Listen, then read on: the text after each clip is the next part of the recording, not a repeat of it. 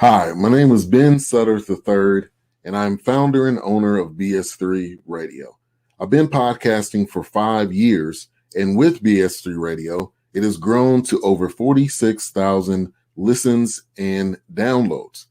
I've helped hundreds of people to start a podcast by giving them the knowledge, tools, and confidence to be successful. Now I'm here to help you do the same with BS3 coaching. So let's build a successful podcast. I will be your podcast coach. We'll be able to work one-on-one. I won't be giving you a booklet and just telling you to look over it, but we'll be working one-on-one, side by side, to either help build up a successful podcast or to take your podcast to the next level. So click the link above or below to check out the pricing. I look forward to working with you, and God bless.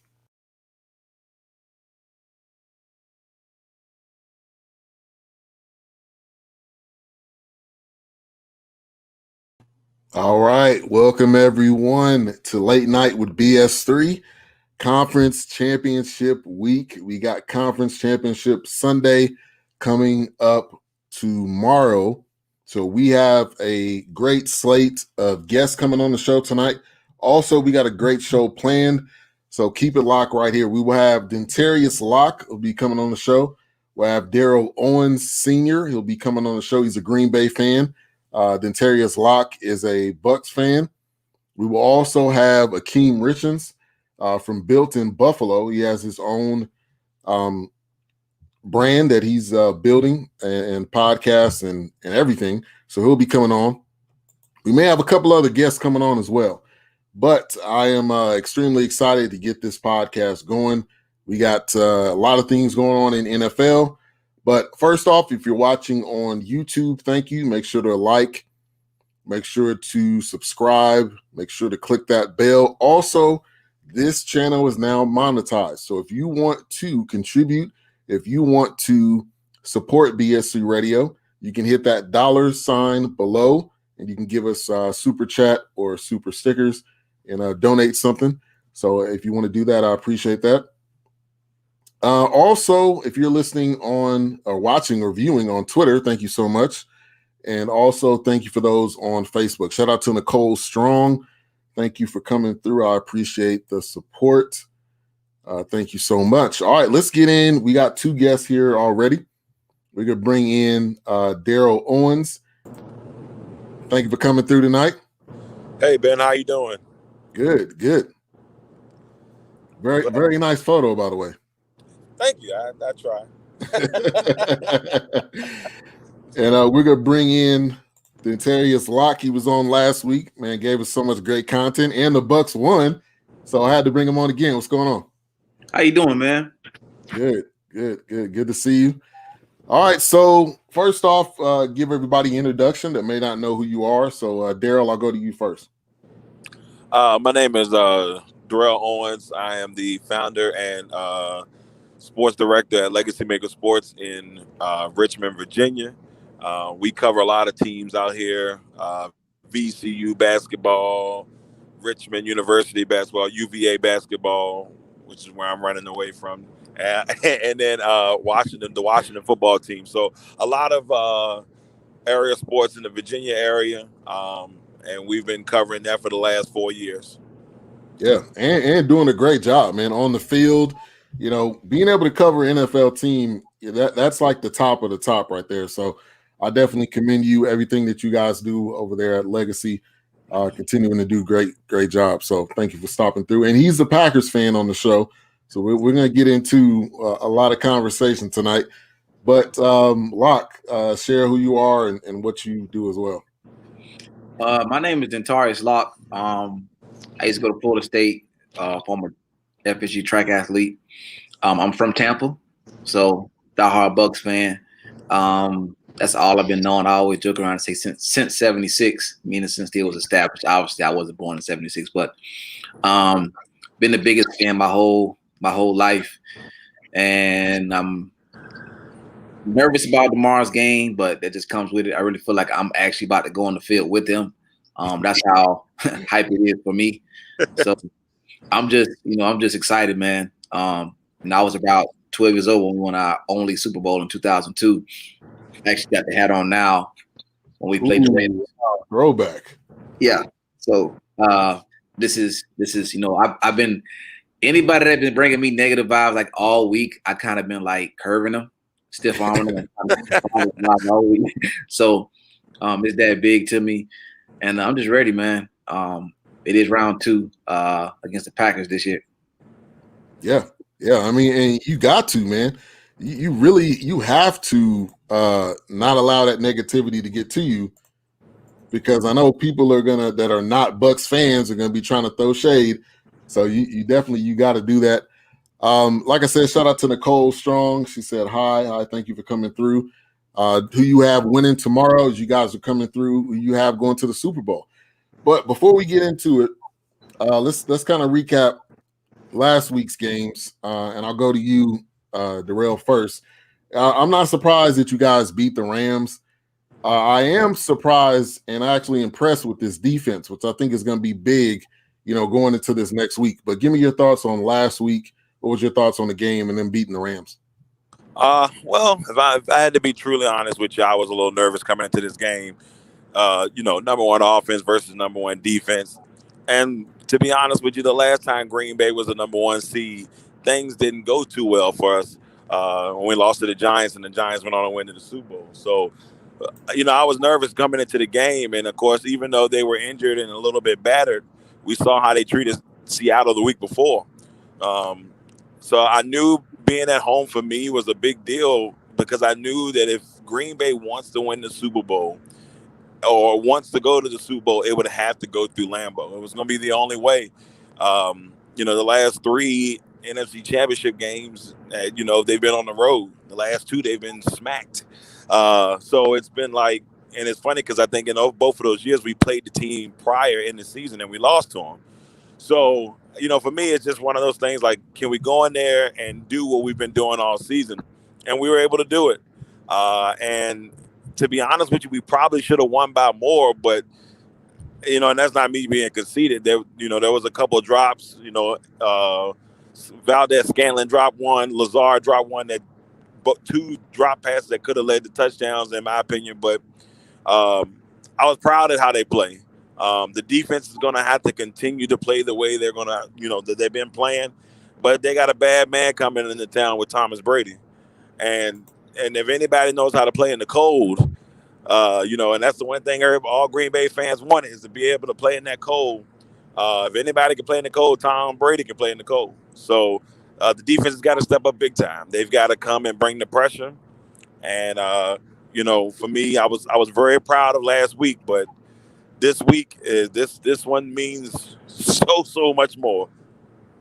Yeah, I mean, it means a lot. I mean, this is the trip to the Super Bowl, so I definitely agree there. Let me bring in. We got 2 other guests. Like I said, we may have added people coming on tonight. We got my man Nathan. Yo, I'm a Chandra in the building. Cowboys fan. I know we're not in it. Let's go. But, also, let's bring in Al High. What's up, man?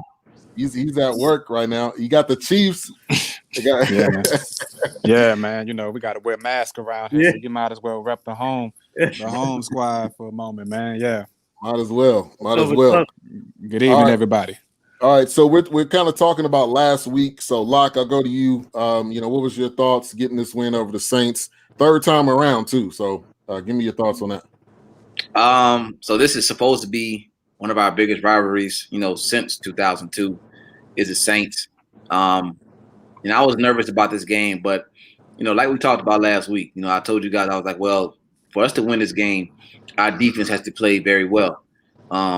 And that's what they did. I mean, we caused, 4 turnovers. Now, obviously, Michael Thomas and Drew Brees wasn't the healthiest, I guess you can say. But they still had, the weapons. They still had the chemistry. They still had, Alvin Kamara. So this team was still there to put, a lot of pressure on us. And the big thing also that we did that was different than any other game was we was able to protect Tom Brady. And with that being said, that gave it time to be able to run the ball a little bit, to be balanced. So we would be able to be balanced. And there was a few things that went our way, but the most impressive thing was the defense. You know, we were able to get to Drew Brees. We were able to bring some pressure to make him panic and make a couple plays. Actually, the thing that I felt that was most impressive about this week was we went man-to-man on a lot of these guys, and the corners played very good with it. I mean, in the past, we struggled with Carlton Davis sometimes going to man against somebody, Sean Murphy-Bunting, Jamal Dean. They played hella good this past week. You know, we got the couple picks that we needed. We brought the pressure. Devin White played like a top 5 pick. You know, I wanted Ed Oliver at the time because I felt like we needed a defensive end. And the highest linebacker picked around that time was Luke Kuechly. So you're talking about a linebacker that has to live up to that similar expectation. And he played very, very well on this past week. So it was a very important game. To be honest with you, I was kind of nervous about that game, but not as nervous as I am about this one. So, you know, it was like I said, it was hard. Obviously, we talk about Tom Brady. Beating him 3 times in one season is probably going to be the hardest. Hell, beating him twice in one season is pretty hard. So we was able to get that victory in New Orleans. Now, I'm not going to lie. I think it was a little different being the fact that there wasn't the amount of fans that they usually have in that stadium. So I think that did play a part. But we got everything done. We can talk about how the offense didn't look very, very well, but we're talking about a top 2, top 3 defense that they were going against, right? So that played a part.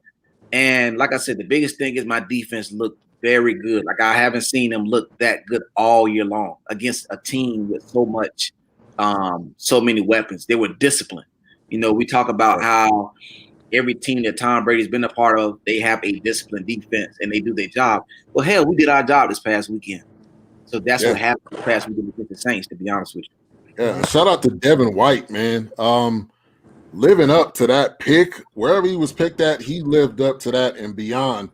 He pretty much single-handedly sealed that game because when it came to Tom Brady, he had a little bit over 100 yards, but that, you know, the defense was really the ones that won that.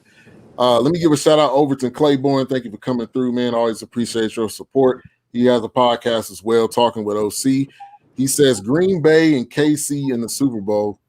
Also, shout out to Justin Carroll. Thank you for coming through. Let me know who you have going to the Super Bowl. Al, I'm going to bring it to you. With the Chiefs, Mahomes going out, Chad Henne running the best, 15 yards of his life in that scramble. Well, give me your thoughts on last week. Was I on the edge? No, not really, because I knew it's all about coaching. And when Mahomes went down, and then even after the game, I saw a lot of Chiefs fans say, man, I don't think we're going to make it. We're not going to beat Buffalo. And what people forget is that you're dealing with the world champions. Arrowhead still has that lore of fandom. And when I think it's only a handful of teams that have fans that come into the NFL stadium, and we're one of those stadiums that's able to have fans. So first off, we got to give credit to where credit is due. Cleveland is a doggone good team. Mm-hmm. Cleveland's going to be around for a little while. I was on the bandwagon saying, you know, Baker is an okay quarterback. But matter of fact, this team can go further without, dare I say, go ahead and just trade Odell Beckham. Go and get more pieces, because I think that they have the pieces to take it to another level. Maybe work on that defense a little bit. Definitely work on the defense a little bit more. Get linebacker help, defensive line help. But they played. The Browns stood their ground. We know the run game of Kareem Hunt and Chubb. Yeah, but as far as Patty, I mean, Patty is a great quarterback. We have the weapons. The disappointment that I have is with our kicking game. Harrison Buckner has been just inconsistent this year when it's come to extra points, and he missed, and he left about 4 points on the field last Sunday. Mm-hmm. So we was kind of on the edge. Chad Henne going in there, man. Anytime Andy Reid puts his fingerprint on in the quarterback room or on a quarterback, man, people's lives will change. Let's go back to even Alex Smith. When Alex Smith was in Kansas City for 5 years, people were saying, man, Alex Smith was on his way out. Alex Smith is a game manager. Andy Reid took that game manager of Alex Smith and took it to a different level. So it's good that this Sunday coming up, Patrick's going to be playing, but we cannot forget the experience that Andy Reid has. Andy Reid has been to 8 conference championship games. 8. He's playing in his 8th one. We cannot forget the coaching. Probably one of the most. It's going to go down as one of the greatest coaching trees in NFL history when it's all said and done. All the other coaches that have come from that tree: Ron Rivera, Sean McDermott. I mean, we keep going down that list of consistency and winning in this tree. So, man, Chad Henne and just getting in there handling business. And then here's the other thing I want to add to it. There was 2 4th down plays Kansas City did where Romo was like, they're just gonna wait and spike and just draw them off sides and draw them off sides. And they went for it. And they threw Cleveland off balance, and they didn't even expect it. And they got first down each time. See, and that's what coaching comes into play. So I'm not really worried about tomorrow, man. Whatever happens, but man, it's all about coaching. It's all about matchups. It's all about chess pieces and what they're going to do. Yeah. Let me ask you this before we go to Nathan to get his thoughts. Are you worried about Mahomes? You think the toe injury, I know they said he's cleared. I said this earlier today. There is no way in hell that he was going to miss tomorrow's game. I don't care. I know they got an independent doctor and all of that. Yeah. They were like, look, Mahomes is playing. Mahomes said he's playing. So how you feeling about Mahomes going into tomorrow? Man, if Mahomes plays 2 quarters, I think we'll still be all right, man, because the pieces are there, the weapons are there. Man, now, I think the only thing I am concerned about is, do we get enough pressure on the defensive side on the Bills quarterback? I can't think of the guy's name right now. Josh Allen. Can we get enough pressure on him? Can we make the defensive plays that is needed to close the game out? But as far as Mahomes, I'm not worried, man. Mahomes is a gamer. Mahomes is going to show up, ball out, and then going to take a bye week. That's how I feel about it. All right. We'll see. All right, Nathan, give me your thoughts on the games from last week. Man, I want to start with the Browns and Chiefs game first. But I had the Browns. Sorry, Al. I had the Browns winning this game. But it was a really exciting game at the end. But the reason why I had the Browns, because they, in my opinion, they have the best 1-2 punch in the running back position with Nick Chubb and Kareem Hunt, and then also they have weapons with Landry, Harrison Bryant, Austin Hooper, and they showed that they were able to keep in the game. But like you said, the Chiefs are the champs, and Chad Henne, man, came out of nowhere with that 3rd and 14 run, and he looked like Mahomes on that play. And then Andy Reid is a savage for going for it on 4th down on that play and giving it to Tyreek Hill. But you have to respect the Browns now, and the Browns will be in the playoff contention for years to come. And what a great game for fans to watch. And it obviously came down to the end, and the Chiefs showed that they're still the champs, and we got to beat them in order to win the championship. So I'm really looking forward to seeing what the Chiefs does against the Bills. And I have the Bills winning that game tomorrow. I really believe the Bills have something going right now with their Bills Mafia, and they have a great defense. I love their defense. I love the Bills defense and Josh Allen playing out of his mind. So that's gonna be interesting. And then to the Buccaneers and Saints game, I picked the Buccaneers to win. There was no way the Saints were going to beat them 3 times in a row because Tom Brady shows up usually in these types of games, and he did.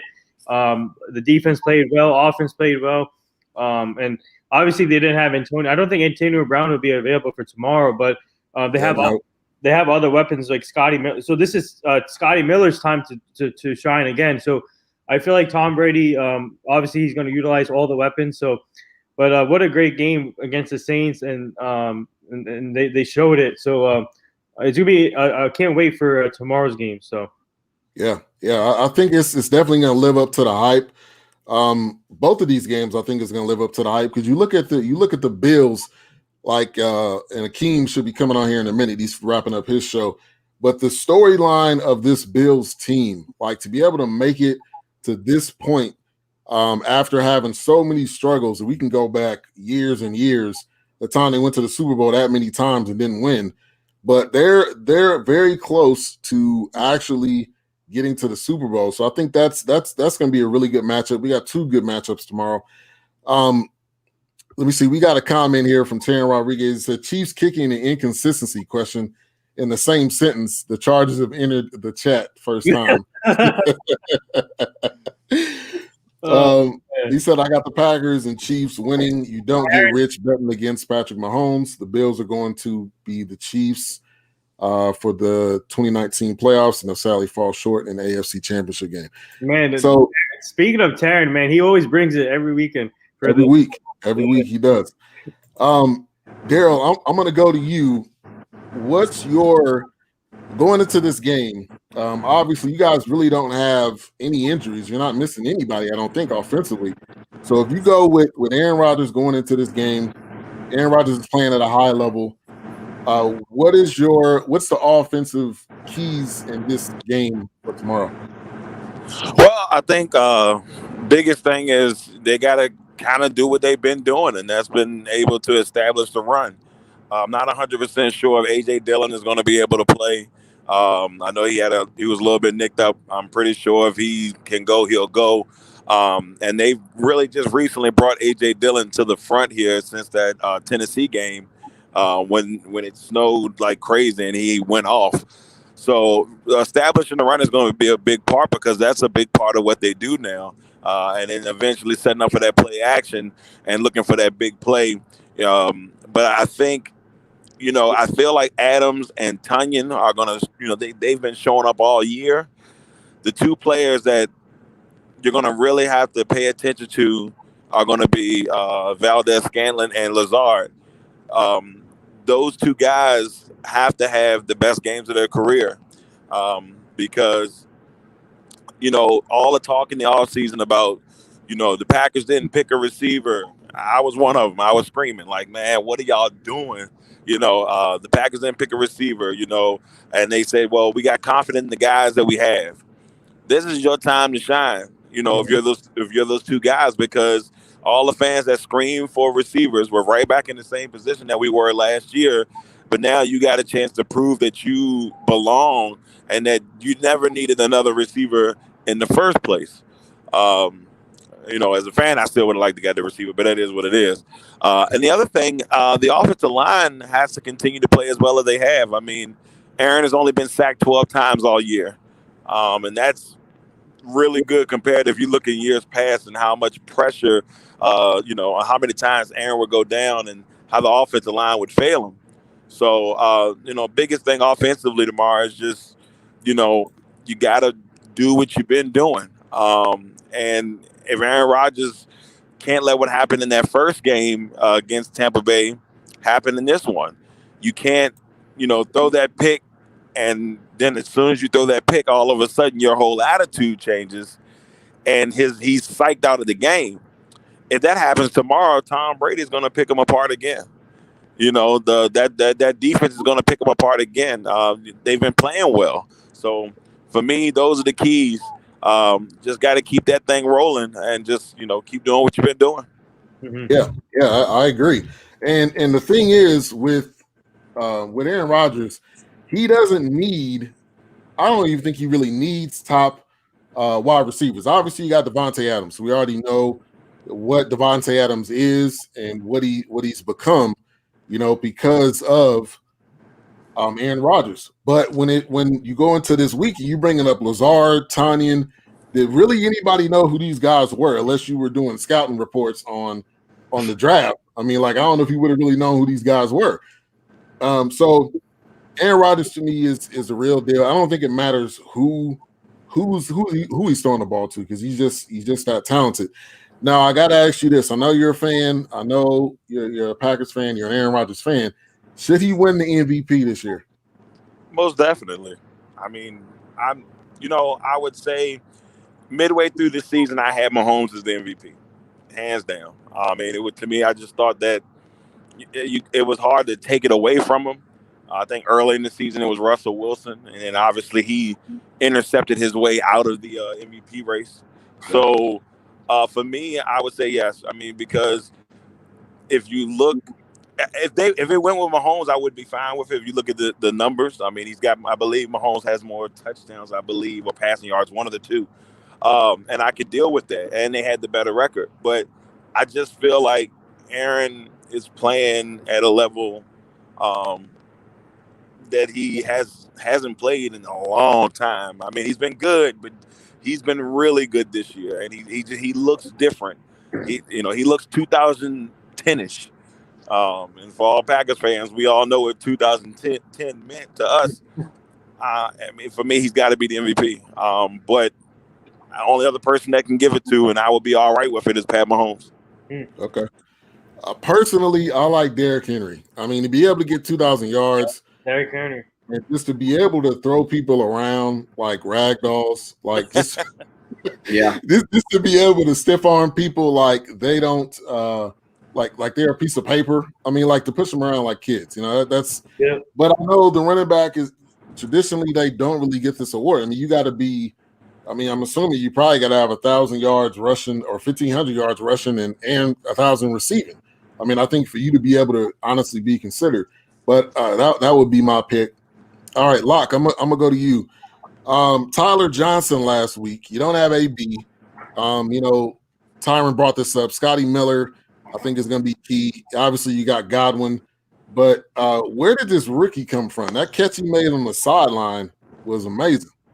To be honest, when we got him, I thought that was the biggest shocker of the draft. I mean, everybody talk about Tristan Wirfs, but we got a steal out of Minnesota. I mean, if you look at his stats, this dude was like number one, every year for Minnesota in yards. He has a crazy amount of yards in stats for Minnesota. So when we got him, he has the same body frame as Chris Godwin, right? And I actually had on my YouTube channel about Chris Godwin. We got him second round out of Penn State. And that was a steal as well. But Tyler Johnson just hasn't had the opportunities like the Chris Godwin, like the Scotty Miller. Our receiver core is so deep, which is the reason why Tom Brady came to Tampa. The ball can only go so many places. Then you add in earlier in the season OJ Howard, Cameron Brate, and Gronk, right? Not to mention you talk about a quarterback that likes the play action. So in order for the play action to work, you got to run the ball first and get the running game effective before you can hit play action. So now, not only that, you talk about a quarterback that likes to run the ball, throws it to his receivers every now and then, but he likes to slant guys. So Tyler Johnson kind of was out, kind of getting out coverage or getting out targeted. So at this point now, you see AB go out for a little bit with a knee, situation, which we will miss him this week, but we will prep him up for a game in 2 weeks.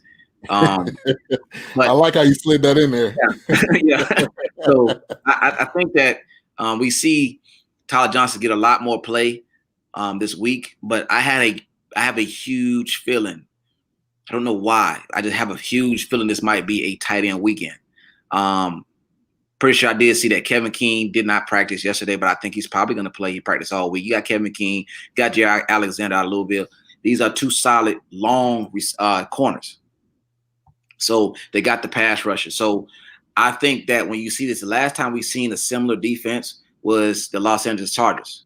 And what happened that game is both Gronk and Cameron Brate went off. So I do think that you will see the receivers get involved. You might see a little bit of Tyler Johnson, but I think you see a heavy dose of running with Fournette and Rojo, and then you might see this might be a Gronk game, in my opinion.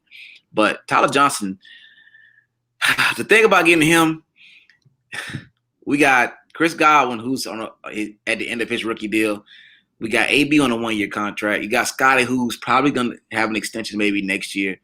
Like, you're going to have to make some decisions, right? So, and I think Tyler Johnson is at a scenario. Now, obviously, we're trying to win right now, but Tyler Johnson could be someone here for the long haul. So I think that you're going to have to make some big-time decisions. I think we do tag Godwin. Evans is locked up for a couple of years, but now you have the Chris Godwin. You have the AB. You got Justin Watson, who was another guy that we had. We had Cyril Grayson, who dropped a pass 2 or 3 weeks in the season. We haven't seen him since.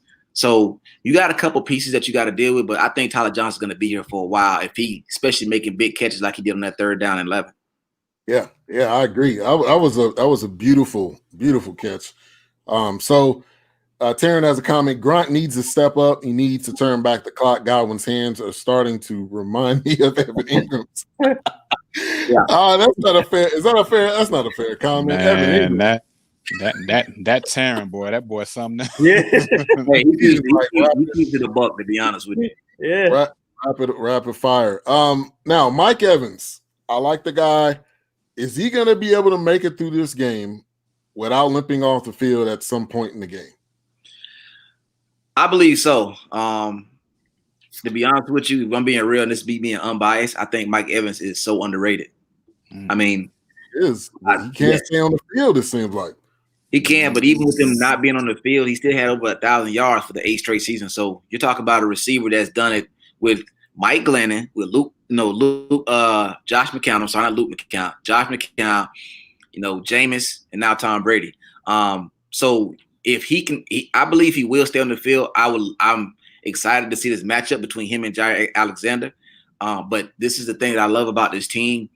You have so many different weapons. Right. Yeah. So we're not depending on Mike Evans to just necessarily go off. There's a little bit of trust in Scotty Miller, as I've heard Mr. Scoot himself. I've heard this for a while in practices. So we might see a little bit of what they call him, Julian Edelman of this offense. So Mike Evans is going to be that piece that you're going to worry about when it comes to end zone targets. Now, this could be a game where I see him with maybe 4 or 5 targets and maybe 2 touchdowns. And that's if the game is high scoring as everybody predicts. So I think he does stay on the field, but I really think that he's underrated. Like the last receiver to get even close to having 8 straight seasons with 1,000 yards was Randy Moss, and he had 7. Mm-hmm. So, and we consider him as one of the greatest ever. Right. So the difference is obviously he ran the 4.2, had 3 touchdowns that Thanksgiving game against Dallas. Not many people remember that, but I remember that game. That game was classic, bro. Oh my God. Yeah. So I know that's a big comparison, but I think that this could be a game where if he stays on the field, which I believe he will, you got to put your coverage towards him. Mm-hmm. Yeah, true. And I remember having an argument with one of my buddies about, well, now that we got Grunt, they got a double Grunt. Well, no, they're not going to double Grunt. Now, if you talk about Evans, what are you going to do with Gronk? Right. So this is what I like about this offense that we have right now. And like I said, if he can stay on the field, dude, this can be a game to remember for. He's money, and you're right. Having 1,000 yards in that many consecutive seasons, you got to give the guy his props. You can't deny at all what he's been doing and what he's been able to do. So yeah, I agree with you there. Shout out to DeAnthony. Thank you for coming through. Shout out to the Scraper 23. Shout out to you. That's a Bay Area thing. If you got a scraper, that means you got one of those old school Buicks that you riding through with. And I appreciate you, Taryn, man. You definitely putting a smile on our faces whenever you come through. Yeah, big time. Yeah. Hey, Chief Rocker, he said, "Bring me in." Okay, I'm gonna put the link. I'm gonna put the link there if you want to slide through. Man, we can keep this party going. But I think when it comes down to it, Gronk in the red zone is definitely key. Now, I think between the 20s, obviously you can use him there too, but in the red zone, I think that's really where his bread and butter is. And they got that connection. They've always had that connection, him and Tom. So that's what I'm expecting. I mean, I feel like this defense is a hell of a lot better than what we've seen earlier in the season, right? Around a 3-4 defense, if I'm not correct, if I'm not mistaken. They got the Smith brothers. They have the linebackers. They got the corners. Now, what we have to do is run the ball. That's one huge thing that has to happen. I know Tom loves to run the ball. Like I said, the only thing that has me nervous about this game is if Byron Leftwich and Bruce Arians wants to go touchdown for touchdown with Aaron Rodgers, which I hope they don't do that. That's how you lose games. So to me, get the running game right. Get the running game going. You can get that going. Everything else opens up for Tom Brady, right? I know AB is a big piece, but again, like I said, we're saving him for a different time. And the defense has to play well. I mean, there is no other way around it. Like I said, I remember when, we blew out the Raiders in the Super Bowl and we blew out the Eagles in the NFC Conference Championship. So the biggest rival for me is not the Saints, it's the Packers. Mm-hmm. I remember, and I'm pretty sure, Darrell remembers the Chad Clifton and Warren Sapp situation, a while back on a Sunday night or Monday night game with Mike Sherman. You know what I'm saying? Remember the dog fight between Brett Favre and Warren Sapp. Like, these are the things that I remember. We're 7-20 in Lambeau Field overall. 7-20. So this game, just think of just for me, this is the reason why I'm excited about it, also nervous thing. We're trying to go to a Super Bowl that we will be the first team to host a Super Bowl and get a chance to get the Lombardi trophy. Vince Lombardi was a Green Bay coach, and we got to go to Lambeau.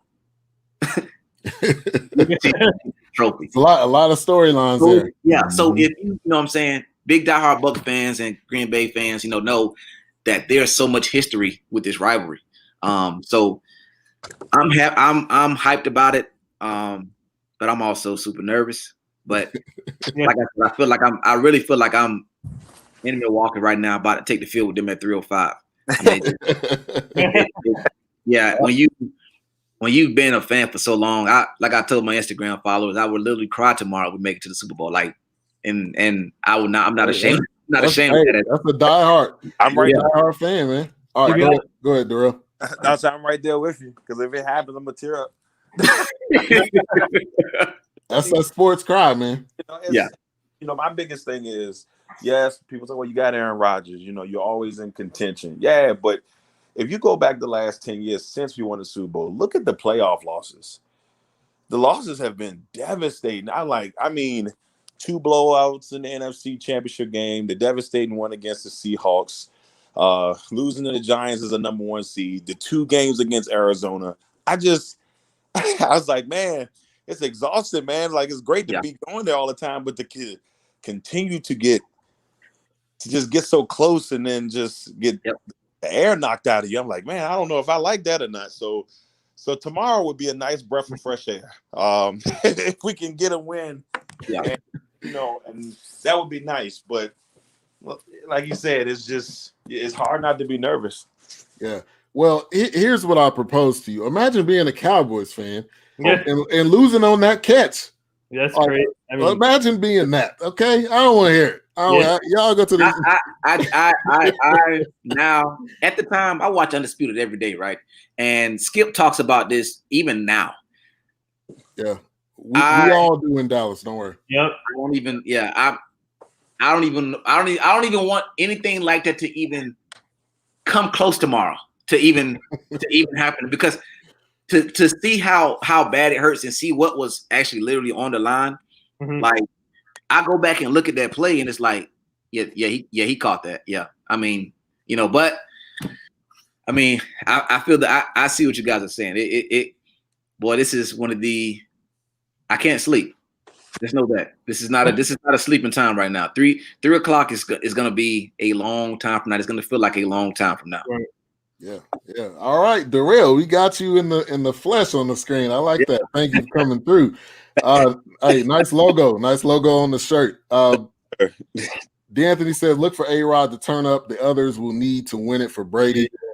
Yeah, I think that's a great point. Like, if Tom Brady's your quarterback, he came to this team to win a Super Bowl. He didn't come to this team to say, I want to make the playoffs. He came to this team, honestly, to win a Super Bowl. And by a show of hands, real quick, how many are shocked that they're here? I'm shocked that they're here. I thought they would have bowed out in the divisional round. Because you think of everything. You think of everything that they got to come together, and I'm one of those that I believe that him and Belichick worked together. Obviously, they had a lot of great years, and Belichick, he knows how to tweak the rules. We all know that. So I was thinking, hey, they gotta have some struggles, which they did early on. But when everything started clicking, you could just see like they're on the road to go on a run.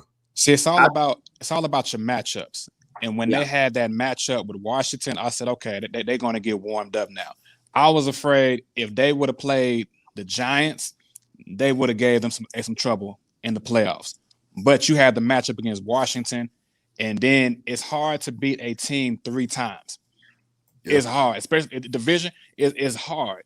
And then you get humiliated at home to the Saints on your field. Like yo, and then Robert, I'll tell you where it kind of changed for me. So to be honest with you guys, I kind of floated through the season. What I mean by that is we were beating teams, and it's like, okay, I'm not even really excited because you ain't got, think about all the guys you got. You ain't got, come on now. This is some all Madden types. This is Madden type stuff. You got Mike Evans, you got Chris Godwin. Yeah. You don't go to Tom. You don't go to New England to go recruit him. He calls you. Mm-hmm. Right. He calls you. He tells you, okay, well, I'm gonna make it short. We go to the draft. The best right tackle in the draft, he falls to you. Mm-hmm. So things are lining up. So I'm going through the season. And I'm like, man, I don't know what's going to happen. Things changed for me when we played Washington. And the reason why is because this is that D-line like the Rams who we lost against, like the Bears who we lost against. So I'm like, well, if there's any team that is going to put pressure on our offensive line because Donovan Smith flips a coin and decides, well, if he want to play that day or not, like this could be the team that can kind of calm our offense down. So I'm telling a couple of my buddies, like, listen, if we can play good against this defense, we have a good chance to go pretty far. So I see the Saints, and I'm like, okay, yeah, we lost to them twice. I didn't see Tom. I didn't see Tom losing again. I just could not see it happening. And Drew is not looking Drew-like. Yeah. Drew is looking like Purdue Drew at this point in his career. Yeah. It's a wrap. Yeah. He walked off the field for the last time. It's a wrap. Hey, in the great words of one of my friends, he had the pencil arm. The pencil arm quarterback Drew Brees was out there, man. That was not the same Drew Brees that was throwing it down the field, throwing it, bombs over Baghdad, man. It wasn't the same the last. It really wasn't the same, Drew. It looked like it was time for him to retire. I mean, some of the passes, when I knew it was bad when they brought Jameis Winston in just to get one bomb, man. I'm like, I said, Tampa Bay got this. And then, the other thing that's working in Tampa Bay's favor, which makes me nervous, and this is going to sound wild, but I'm going to say it anyway. You got, the Tampa Bay Rays, they make it to the World Series. The Tampa Bay Lightning, the soccer team. Come on, the Rowdies. A Tampa year. It's been a Tampa year. So, I mean, I'm looking at it in that perspective. I'm like, man, it only makes sense that they're this far with it being in that directive. That's all I'm saying. All I need is the Orlando Magic to do something. Hey, you could be waiting a long time on that one. Yeah. Orlando's not ready yet. Nah, not right now. Not right now. We still over here worrying about Walt Disney and all Disney. So, but I haven't felt like this. This is a feeling. I went to 2016 Olympic trials knowing that my dream was so close to happening. Mm-hmm. I was so nervous. This is what this feels like. It's really there. And watching all these shows, it's like, man, I can't even watch none of these shows no more, man. Like, I'm so ready. And then I was going to go get me an AB jersey this week, but I'm trying to be like, confident. My boy talk about, man, wait till next week so you get the one with the Super Bowl patch. I'm like, man, go on. Hey, your boy may be talking your head up too high. The way I see it, it's not done until the clock hits 0. Exactly. So we could be up 21-0. And if the game is not 0-0, especially with, as Stephen A. Smith say, that's a bad, on the other side of the field, let me go ahead and, just wait and then see what happens. It's up there. All you have to look at is the Patriots and the Falcons Super Bowl there, and exactly. Anything could happen. All right, so Al had to run. He's at work, so he jumped on for a minute. But we got sub in the great Chief Rocker. We got a Giants fan that came through. Chief, what's going on? What's up? Can you hear us? I don't think you can hear us. He ready for tomorrow too. You know Mahomes gonna be Mahomes. Yeah. Chief, we can hear your background, but we can't hear you. I think I'm excited about the AFC tomorrow because of Josh Allen, man. Like, I was a huge Josh Allen guy coming into that draft. And everybody was like, well, who would you go with first? I'm like, Josh Allen. I mean, yes, he got a few accuracy issues, but I'm telling you, if you're Cleveland Browns, I would have drafted Saquon first, excuse me. Then I would have drafted Josh Allen with the fourth. Right. That's just me, though. Yeah, hey, Josh Allen and this guy, Josh Allen, man, took this leap. Mm-hmm. He took the major step this year. Stephon Diggs is a huge part of that. Yeah. I think Beasley is that Edelman. Like we sleep on the slot guy because we just think, oh, that's just the guy that's going to get the garbage catches or whatever. But Beasley is a huge pickup too. And this is without a running game. I like Devin Singletary. I think he's good, but I don't think he's not getting you 1,000 yards. Neither is Zach Moss. The combination of the two of them, I don't know if the two of them got you 1,000 yards. Yeah. And that's going to be the problem tomorrow. Like, that is going to be the problem. The problem's not going to be Josh Allen. It's not going to be them throwing the ball around. To me, can the running game get you whatever X amount of yards you need? Can it get you a goal line score? Yeah. That to me, I think is what the problem's going to be. But if they can run the ball, then well, for some reason, I don't think that game is so, easy to just say it's going to be over. I just feel like, the Bills got so many pieces. Like, if they can just get just a little bit of running game, they can kind of make the game a little bit closer. The defense is pretty solid, so you don't have to worry about that. But if they can just run the ball just a little bit, and that's what I think we might see is Josh Allen being more mobile to get a little bit of running game. Because we know how the Chiefs are. The Chiefs put up 21 and then coast the rest of the game. But they would put that 21 up quick. The only teams that they kind of had a little problem with was teams that could run the ball. The only reason why they really lost to the Raiders is because Josh Jacobs was killing the front seven. So that game, it's going to be very interesting. But I think Josh Allen did make a huge leap, big time. Yeah, Josh. My take on that game, I got the Bills going to the Super Bowl. I think the Bills have a legitimate shot of beating the Chiefs tomorrow. And Josh Allen, he reminds me of Big Ben. He does remind me of Big Ben, the way he plays, and he's composed in the pocket. And obviously Diggs has been helping him out. And he has other than Diggs, he has other weapons too, and they're showing it too. And their offensive line is amazing. Their defense is amazing. Like, there's something going on in Bills Mafia this year, and something positive going. Sean McDermott has been playing them in a high level. So I think I got the Bills beating the Chiefs 37-34. It's going to be a high scoring game. I think it's going to go back and forth, and it can go down to the last second. And the Bills, I definitely got the Bills winning this game, going to the Super Bowl. And my take on the NFC game, real quick, I got, sorry to say this, Buck fans, I got the Packers going into the Super Bowl. But like I said, I can't go against Tom Brady, but there's some, like, Aaron Rodgers, man. What a heck of a quarterback he is. Obviously, Tom Brady is the GOAT. But when it comes to this season, Aaron Rodgers is putting MVP numbers up, and Devontae Adams, Lazard. Look at those weapons: Jamal Williams, A.J. Dillon, Aaron Jones. Man, the three-headed monster running back crew. They're a complete team. Obviously, it's going to be a great game, and anything can happen. But I can't go against Aaron Rodgers this year. I think Aaron Rodgers is on a mission. He wants the other Super Bowl ring, and I got the Packers winning 34-27. But I'm kind of upset. How come they didn't put this a primetime game? This is way too early for Tom Brady and Aaron Rodgers matchup. I think they should put it a primetime game.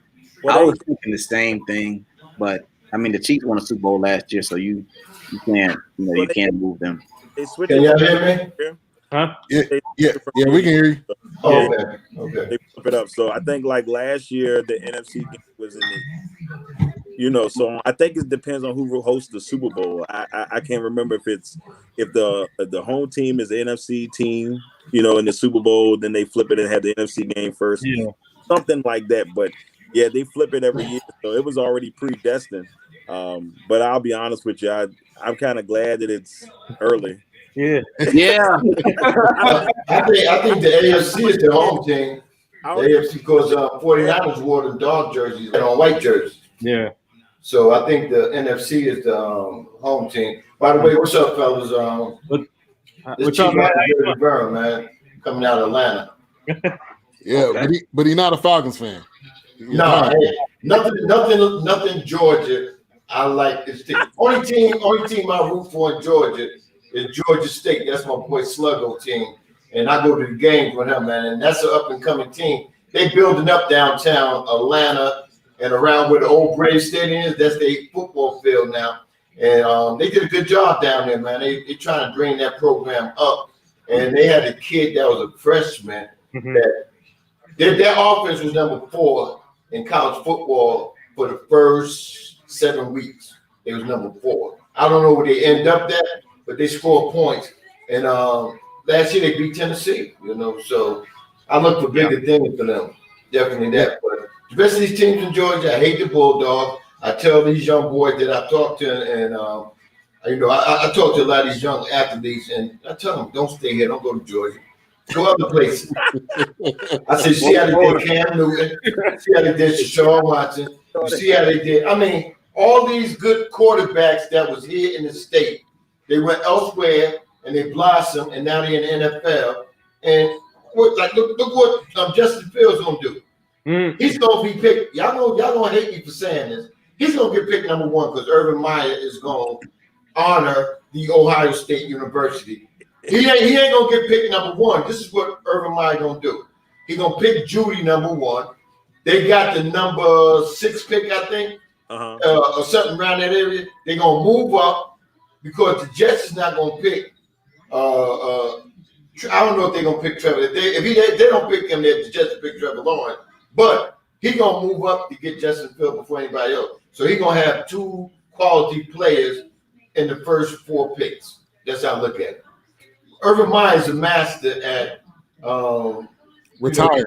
He's like a Pat Riley, a snake in the grass. Hey, if you can you turn down your TV? I think you got a background of TV in the background. Camille, no, that's that radio in there, my son. Oh, okay. Camille, turn that radio off, man.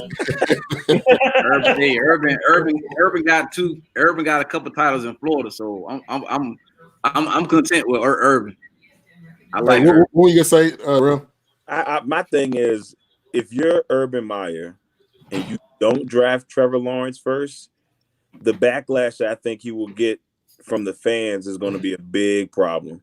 I mean, not saying that Justin Fields makes sense, the Ohio State connection, but Urban Meyer was gone before Justin even got there. So it's like, if I am Urban Meyer, you almost have to pick Trevor Lawrence because 1, backlash, and then 2, if you don't pick him and he goes elsewhere and balls out, Jacksonville's gonna be like, what? They're gonna come for his head. But you know what? Ohio State exposed the real Trevor Lawrence. Now I'm gonna tell you something. Yep, Trevor Lawrence is supposed to be this and be that. I seen him play in high school. I seen him play in the state championship where he should have won, and he got beat by a lesser team. Because they exposed him, man. All you got to do is hit him in the face a couple of times. Trevor Lawrence is going to throw that ball anywhere. And his running skills was good because he was behind a Clemson line, and then he was in a weak-ass ACC. Oh, excuse me, Ben. I forgot that. My bad. See, that's Steve Rocker's show. I'm going to cut it right. He's in a weak ACC, and when he played, I'm going to tell you something about Notre Dame. Chip, what's his name? Brian Kelly. Brian Kelly. Yeah. Brian Kelly is not a big coach. He's not a big game coach. If they had any other type of coach coaching that team with the talent there. Notre Dame to up their talent. It's just he don't know how to coach. He comes to big prime time. So if they get a better coach at Notre Dame will be back. I cannot cheer for Notre Dame until they get rid of that bump. I hate him. But anyway, they played him tough. The only thing about it is whoever the defense coordinator at Notre Dame don't know how to play no defense. Right. That's just like Ohio State defense coordinator. He don't know how to play no defense because you do not go man to man. I don't care what your cornerback said he want to do. Now, he was a slot corner last year, so what makes him think he's a great corner? We had two of the best cornerbacks in the nation last year, and they both went to the NFL. So that's what I knew our defensive backfield was going to be weak this year, but next year they're going to be even better. But the defense coordinator in college football, see, we had Schiano last year. He went to Rutgers. If he was still there, Alabama wouldn't have did half the stuff they did on him because he would have broke down that pro-style defensive backfield as far as the play coverage they would have had. Judy could have did whatever he wanted. You see, my thing was, if y'all was on the live with us, we did a live for that game. My thing was, at halftime, if they don't punch Judy in the face, we're going to get blown out by 60. You know, that was just point blank because they wasn't stopping them. What we did in the second half. Soon as he tried to do that little quick slant and all that, bang! Punch him in the face. He was out the game. You know what I'm saying? You talking about Devontae, right? No, Judy. Oh, yeah, Devontae Smith. Man, my bad. Man. You good. They got too many. They got too many. I just hate Alabama. And that was my mother's team because she was born and raised. Come on, man. How you hate on I'm an Alabama fan. Oh, man, I hate Alabama, bro. I'm a Buckeye. I went to Ohio State 78 to 80. My cousin played with Archie Griffin. He blocked for him to win the Heisman Trophy. He went to the Giants. Big John Hicks. Look him up. He went to the Giants, had average seasons there. Then he went to Pittsburgh and won that last Super Bowl Pittsburgh did. Now he's selling, big time insurance. He got his own company. But I went to Ohio State because I got denied by North Carolina Central. I wanted to go to an HBCU. They denied me. And hold up, this is the kicker.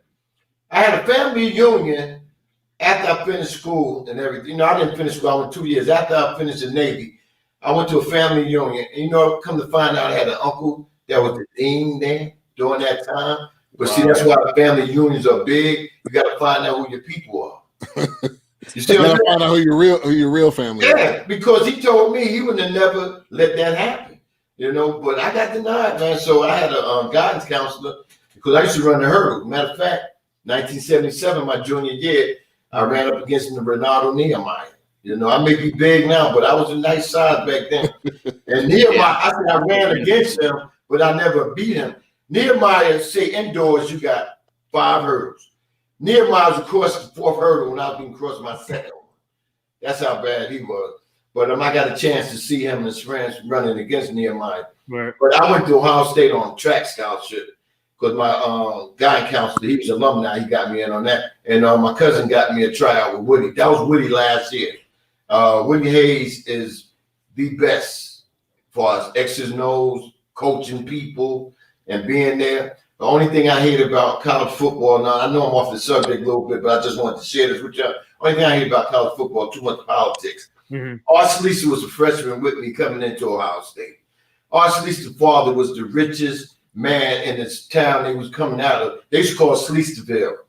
He paid Woody Hayes and the AD at that time to start his son. Ohio State had a senior quarterback named Rod Darrell. Look it up now. And he was like, how they used to run that read option they got down? Back then, it was like an option, but the quarterback still had the option to read before he could get in the line. He was the baddest quarterback in the land. He can pitch you with his left hand and catch you with his right and go up the field. Wow. They took him and made him a wide receiver, and that split the team. And, the rest was history. He had a bad year, went to the Gator Bowl, where he grabbed the guy from Clemson linebacker by the face mask because he said he was dirty all night, punched him in the throat, and that was the history of Woody Hayes. They would never fire him because he owned down there the whole campus. So what they did was have him resign. Damn. Yeah, it was deep, man. Very deep, bro. Wow. And I was able to experience that as a young man coming from Newark, New Jersey to Ohio State. And never knew nothing about how college football was. I just used to watch it on TV. And I was fascinated. My teams back then was Notre Dame and Ohio State. And I liked Notre Dame because I always wanted to go there, but never had the grades. Yeah. Wow. Nathan, we got a question for you. I don't know if you can see that on the screen. Yeah, I saw. I don't really pay attention to the volleyball team. I'm just, I'm actually more focused on the rowing team this year because my former co-host, she does Alabama rowing, so I'm focused on her on that season, and hopefully they do great. So shout out to the rowing team in Alabama. Hopefully they have a great season. It's coming up soon. Shout out to my former co-host Ariel Schaefer. She's on that team, so I'm hoping she does has a great season for herself. But before we go any further, Ben, I have a question for you. So, obviously, I'm a big Dallas Cowboy fan. Also, we have the 10th pick, so I got to ask you this real quick: do we get the guy from Alabama, the safety, or do you think we go in a different direction? I think we get the safety. I mean, I think at this point. We got Zeke. You already paid him. He's going to be here. You got Pollard. You slide him in whenever you need to. The wide receivers, honestly, I think the best wide receiving core when you put those three together. So you got to shore up this defense. Like getting torched, like what we were this year, cannot happen going into this next year. They already fired Nolan. Thank God. Yep. Dan Quinn. Let's go, Dan Quinn. I don't know what he was doing. Dan Quinn. He's not coaching the whole team. He's only coaching defense. Only defense. Let's go. He didn't coach the team here when he was there. Mike McCarthy, I think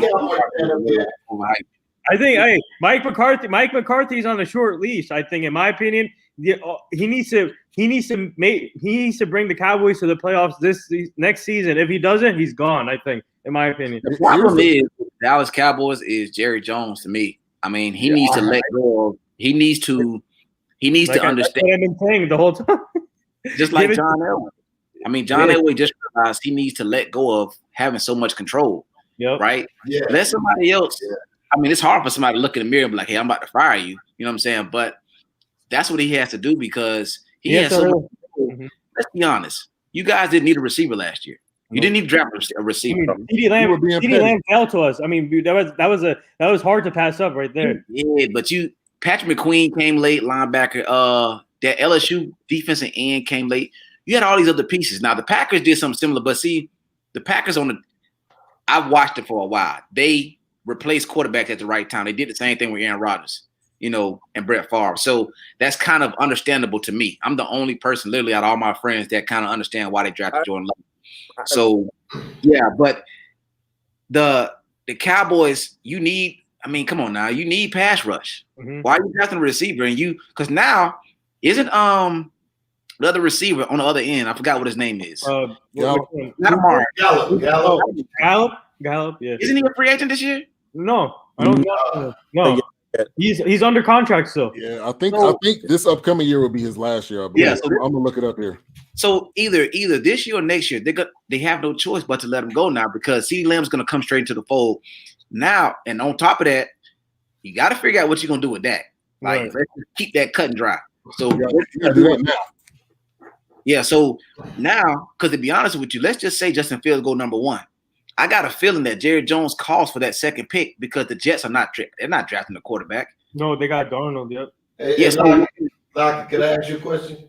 Are you doing this because Ben is a Cowboy fan and you're on the show? Because myself, I really don't care what they do. They can go to the toilet bowl and give it just a tiny bit. Oh my God! Down the river, as far as I'm concerned. Because the Giants go win that. Everybody talks about Dallas. So at some point, what do you? You had chances, but now I've literally watched what they've done. Jerry Jones is digging himself in a deeper hole. You could have been paid for Dak and had him locked up already. Yeah, true. That. You decided to give D-Law all that money. You paid D-Law like all that money when he led the league in sacks. Mm-hmm. You paid your left tackle all that money. You paid Zeke all that money. You paid Amari Cooper $20 million. Yep. $20 million. So now when it's time to pay Dak, oh well, we got to put you on the tag. So now he gets hurt. Hold on. Darrell, go ahead. Well, my thing about it was like, you know, if you look at remember when Kirk Cousins was in Washington and they were trying to figure out what they wanted to do, and they kept franchise tagging this man. Yeah. The only thing that made me sad about Dak getting hurt this year, because you were looking at the yards he was putting up, and they weren't winning quite yet. They were still trying to gel together. I hate it for him because now I feel like Dallas is going to come up with we got to franchise tag you again because, you didn't really play all year. And so we kind of need you to, do. So I think that's going to happen again. I think it's going to end up forcing his hand. If he does take the money and decide to play one more year, he will not be back next year. It's going to come to the point where Jerry Jones is going to have to go ahead and pay his man, or I think by next year he will be elsewhere. If they don't get to the point where they say, well, you know what, we got Andy Dalton. Look at Andy Dalton. He played well that last couple of. I'm just telling you, this is the thought process. This is the thought process. And you're a smart man too, because that's exactly where they're going. Dak is not going to stay there. Dak is going to be. He's going to rehabilitate real good. He's ahead of schedule now. I'm not even in Dallas, but a friend of mine told me he's ahead of schedule now. And what he's going to end up doing is he don't really want that tender that they're going to put on him this year. It's going to be a thing of he'll be like, well, I'm not ready to come back yet. And then he's going to be like, his agent going to be like, well, trade that, because you got Andy Dalton and you got whoever's behind him, trade that. And see what you can get for him. Yeah, but Andy's not coming back though. Andy they said we're parting ways with Andy Dalton, so he's gone. And are they? So let me. So there's it. So Bucks fan, right? So you're saying that there's a chance that we're going to trade if Justin Fields go number 1, there's a chance that we can get the number 2 pick for Trevor Lawrence. This is just think about the scenario, right? We know why he drafted CeeDee Lamb. He's seen big stars. He's seen big bucks. Let's just say this happens to where Justin Fields go number 1, right? The Jets are not. They're not drafting a quarterback. They either trade with Deshaun Watson or they stick with Sam Darnold. So that's that. So I think they're gonna get Watson. To be truthful, I think they're gonna get Watson. So, but what happens is now you have somebody who's saying, okay, we got a new D coordinator. We got some young ends. We got some linebackers. We just drafted the corner in Travion Diggs. Yeah. We got a couple young, DBs. We already now the biggest question. One of the questions is, well, how's Dak going to play? And if he plays well, you got to pay him. Yeah. So now it's like, well, dang, Justin Fields starting to slip. A couple teams starting to trade up. Now Jerry Jones starts to make the call. The big trade that they made with the guy from Georgia before my time, he traded to Minnesota. The running back. Herschel Walker. Oh, Lord, Herschel Walker. For 6 picks. So, 6 picks. This is something that's not new of Jerry Jones. Yep. Mm-hmm. So I'm not saying that it's a for sure thing, but I kind of would just look out. I mean, it's hard to see Trevor Lawrence not going number 1, but if he does not go number 1, boy, it's gonna be a free for all at number 2. You talking about like this? Listen, you talk about a TV show to watch. Listen, we got a podcast. As soon as that pick is picked, we got to get live right there because it's gonna be crazy. And Jerry Jones will be calling on his yacht or wherever he is, and trying to get that, because if you get that, now he's like, dang, Amari Cooper, CeeDee Lamb, Trevor Lawrence, and I got jersey sales and CeeDee. That's what he's thinking about. Locke, exactly. You hit the nail on the head right there. I don't think Jerry cares about winning anymore. People in Dallas love to say Jerry still cares and he wants to win. If he wants to win, he would have made better decisions over the past 10 years. That's just facts. You would have let Jason Garrett go a long time ago. Yeah. If you truly cared about winning. We kept Jason back for 10 years, and that you can't blame on Jason. How you gonna blame on Jason? Jason came and rekindled a giant offense that wasn't S. Now they are progressing without Saquon Barkley. So you can't really say Jason. The problem with Dallas, I'm gonna tell you the problem right now. The problem is y'all don't have no linebackers. the guy with the thing around his neck. In the back. He's shot. Dangerous. He is shot. Smith is running all over the field. Don't know which way he should be going or what not. Got paid. So who you got? Who you got now? We got nobody. I agree there. And linebacker is the strong part. That's what the Giants had to do. We got a lot of young linebackers. Martinez is the oldest linebacker we got, and he's a tackling machine. Still mad about We got a lot of young boys playing linebacker. You need that fastness at the linebacking. That helps the D-line. You know, the D-line, they make the tackles, and D-line, all they got to do is hold up the linemen, and the linebackers make the play. This old line is depleted. Is crippled almost. You look at Tyron Smith. I love the guy. They restructured. That's the other thing about the Cowboys. They love restructuring contracts. Yeah. And then what does that do? That affects you long term. We just got finished paying Tony Romo. We just got finished paying Dez. Mm-hmm. We probably still paying Jason Witten. Like we just like paying people. We just like shoveling out money. He does not want to pay that. that. Here's the thing. Wow. Here's the thing. They could have paid Dak 3 years ago. When he started blowing up, they could have said, "Hey, let's give you this nice juicy extension." But no, they want to wait to the very last minute. Yep. Go ahead, Darrell. Jared Goff got extended. Jared Goff got extended 30. They could have did it then. They could have did it with Wentz. They could have did it with they could have did it in those two situations. But Darrell, you want to say something? Well, I mean, I'm just piggybacking off of that. Like, you know, they extended Goff, they extended Wentz, and you know, you look at. I mean, I remember the argument used to be is Wentz better than Dak, so on and so on. Well, obviously, Dak has been the better quarterback. He's been the more consistent quarterback. He obviously got hurt this year, but before this year, Dak has been solid. Now you pay him. Now they don't have no money. The reason why they probably don't want to pay him because they're afraid to. I think they're just afraid to. They've been locked in the Tony Romo thing. Tony Romo got hurt right when they gave him the money, and so they had to finish paying him off. And I think they're afraid to say now that he got hurt. I do not think he will get paid. I do not see it. I don't think so either, to be honest. Hey, you know what? Jerry Jones is so in love with Tony Romo. I see him coming out the booth and getting back out there. Hey, if we did it with Jason Witten, I wouldn't. Yeah. This is the reason why. Boy, if Trevor Lawrence don't go number one, that's he coming. It just fits like it. It just fits right now. It's just like, okay, I need somebody that's gonna get me sales tickets. Like they're gonna sell tickets and maybe a chance of winning. Maybe, and then he's gonna be the future. Not just for right now. Soon as that number 16 hit that jersey.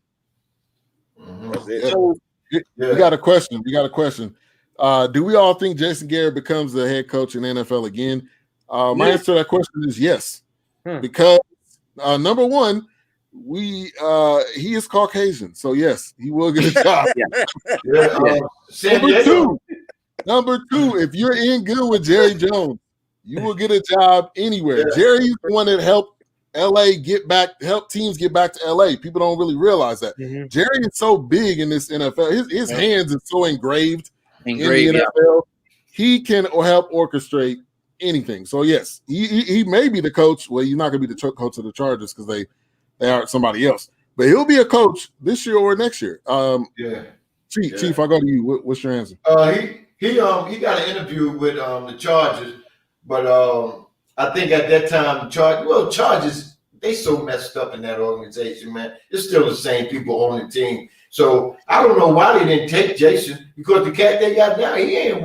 I mean, what have he done? You know what I'm saying? And I think if Philly was smart, they would take him as their head coach, because the guys they talk about making it. But then we putting people in front of people like Marvin Lewis, Caldwell. There's a couple more names that's out there. Leslie Frazier. I mean, all these brothers. Now, ain't it supposed to be a Rooney law, a Rooney rule, where all these qualified brothers are supposed to get interviewed? Some of these teams ain't even interviewing. So what's going on? Yeah. Who going to answer that? Right. Let's bring in Akeem Richins. As you can see, built in Buffalo in the background. What's up? What's going on? Glad to get you on. We had a question that popped up, so I'm glad you came in at perfect timing. Do you think Jason Garrett will get another job, a head coaching job in the NFL? Would he? Possible. Should he? He should be way down in the totem pole. We have guys like Eric Bieniemy. We have guys like Leslie Frazier. We have a lot of coaches that's more deserving right now, in my opinion, than another retreat a head coach in Jason Garrett. Yeah, good point. Let's just say this: if the Eagles, is it the Eagles? Yeah. Somebody is interviewing Josh McCown. Let's just put that out there. How the Texans interview Josh McCown. Texans. If Josh McCown is getting an interview, there's no way Jason Garrett doesn't get a job. Like it to me, I don't understand how Eric Bieniemy, Houston. I don't know what. I'm gonna tell you something. You know what I said on my show the other day? This is what the NFL should do, and I really feel that this is the only way to solve this problem with who get coaching jobs. When teams fire at the end of the season, they should tell them evaluate all the teams, but nobody can make a move until after the AFC NFC championship game. So you can give them coaches that are in them final four coaches. You can give them time to go and interview too, because the first week you're not doing nothing really. You got that first week off. The second week is when you start practicing. So that right after that NFC AFC championship game, before you go Super Bowl, that's when everybody can interview everybody. You know what I'm saying? So nobody gets shortchanged, because the enemy really ain't got the time to interview like he wants to. You know, and teams cannot really bring them back like they want to. But you know, the brother always gets the second time to come back. You know, so these other guys, one time, oh, well, we made our decision and we got so and so, but he only did one interview. I'm becoming at a point like, if I'm one of these up and coming aspiring coaches, I wouldn't want to go to Houston anyway. No, I wouldn't want to go to the Houston Texans. Andre Johnson done bashed and criticized the organization. Deshaun Watson wants out. They have negative $20 million in cap space. They don't have a first or second round pick. That would be the perfect job for Jason Garrett right there. Why would I, as an up and coming coach, want to be set up for failure? So in my opinion, the Houston Texans job is perfect for a retreat head coach. And you know how you know it's really bad in Houston? When J.J. Watt apologized to Deshaun Watson for the poor play, management, coaching of the team. Romeo Camaro, he did a good job. You know, he did the best he could, yeah. Yeah, his hands was tied because Deshaun, he had nobody throw to. I could have went out there overweight like I am. I could have went out there and caught some bastard. You know what I'm saying? I got open shit. All right, Darrell, we gotta go to you. I know you got to run. You want to leave us with your answer to that question? Yeah, I think he gets another shot. You know, but what I've noticed lately is I think a lot of the teams are trying to find that new wave coach. You know, if you just look at the hires, I think everybody's trying to find their, McVay or Matt LaFleur. Mm-hmm. I think that's what everybody's trying to reach at. You see what Detroit does; they bring in a Dan Campbell. Josh McDown is getting interviews, and the Eagles, they go for the offensive coordinator of the Colts, and I think that's kind of a play for the Eagles fans. They're doing that because I think they want to keep Wentz, because they really ain't got no choice but to move him, and they're hoping that he, since he was under Frank Reich, that he could come and maybe revitalize whatever they got going on in Philadelphia. But I mean, it'll be probably another year before we see Jason Garrett back under the saddle.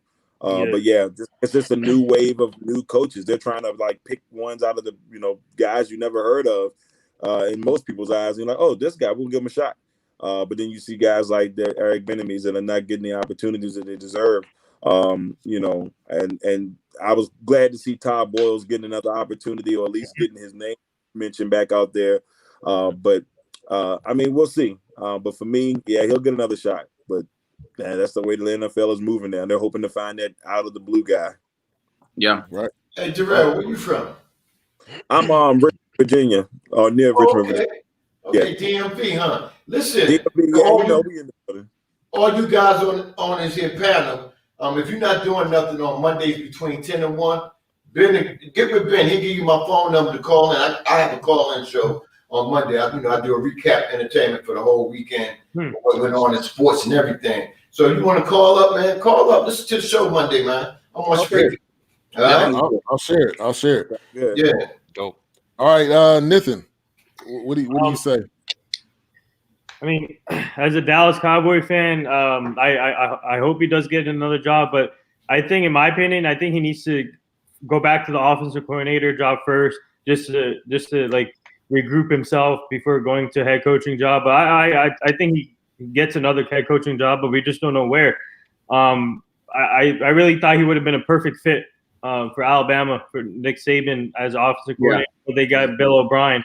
But I think Jason Garrett fits anywhere because he knows the offense. He's an offensive-minded coach, and he's like that old school type of guy back in the day when he was a quarterback too. So it all depends. It all depends.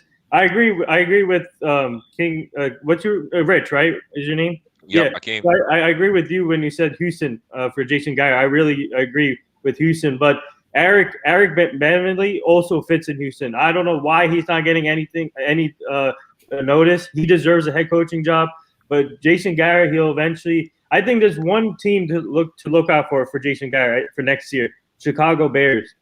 If it doesn't work out for Matt Nagy, I think Jason Garrett would fit there too because obviously they need a quarterback. But if they find the right quarterback, if they bring in Jason Garrett, I feel like he can help that quarterback develop in Chicago. So that's one team.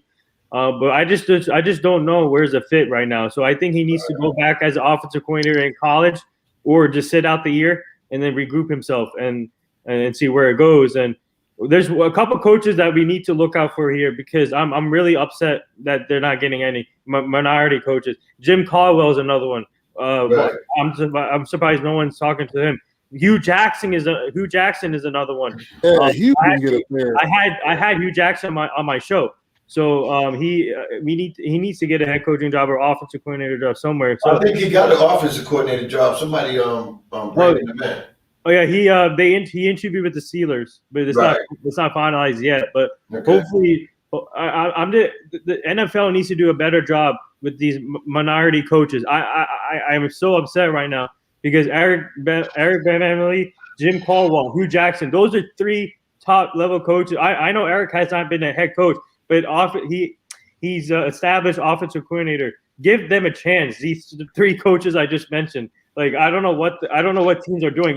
If Houston hires Josh McCown, Houston fans the next day on the page, they're going to go fire bonkers. You know, they're going to lose every game. They're gonna lose every game because the players are gonna quit. All right, let me give a couple of shout outs here. We got STM Starship. Thank you for coming through over on YouTube. Also, we had Vivi, I believe he said go Chiefs. And then also we had, let me go back up, Sports Talk with Mark. Thank you for coming through. Everybody that's tuning in, let me know who you have going to the Super Bowl, which is the main topic of tonight's show. Yeah. But Akeem, I want to go to you. You coming on, you're a Bills fan, you're a ride or die. Let me know how you feel right now. How you feel on the eve of this championship game? 0-4. And so you know what's crazy? Last week against the Baltimore Ravens, I was nervous leading into that game. You know, just because I felt that the Baltimore Ravens as a team rushing wise was one of the better teams in the NFL I've seen running the football in quite some time. And the Buffalo Bills defense, Achilles' heel is the rush defense. But after we got through the Baltimore Ravens, I am now as confident as ever. My swag is on 100,000 million trillion right now. I believe that we can go toe to toe with the Kansas City Chiefs. I'm very confident that we can win this game tomorrow.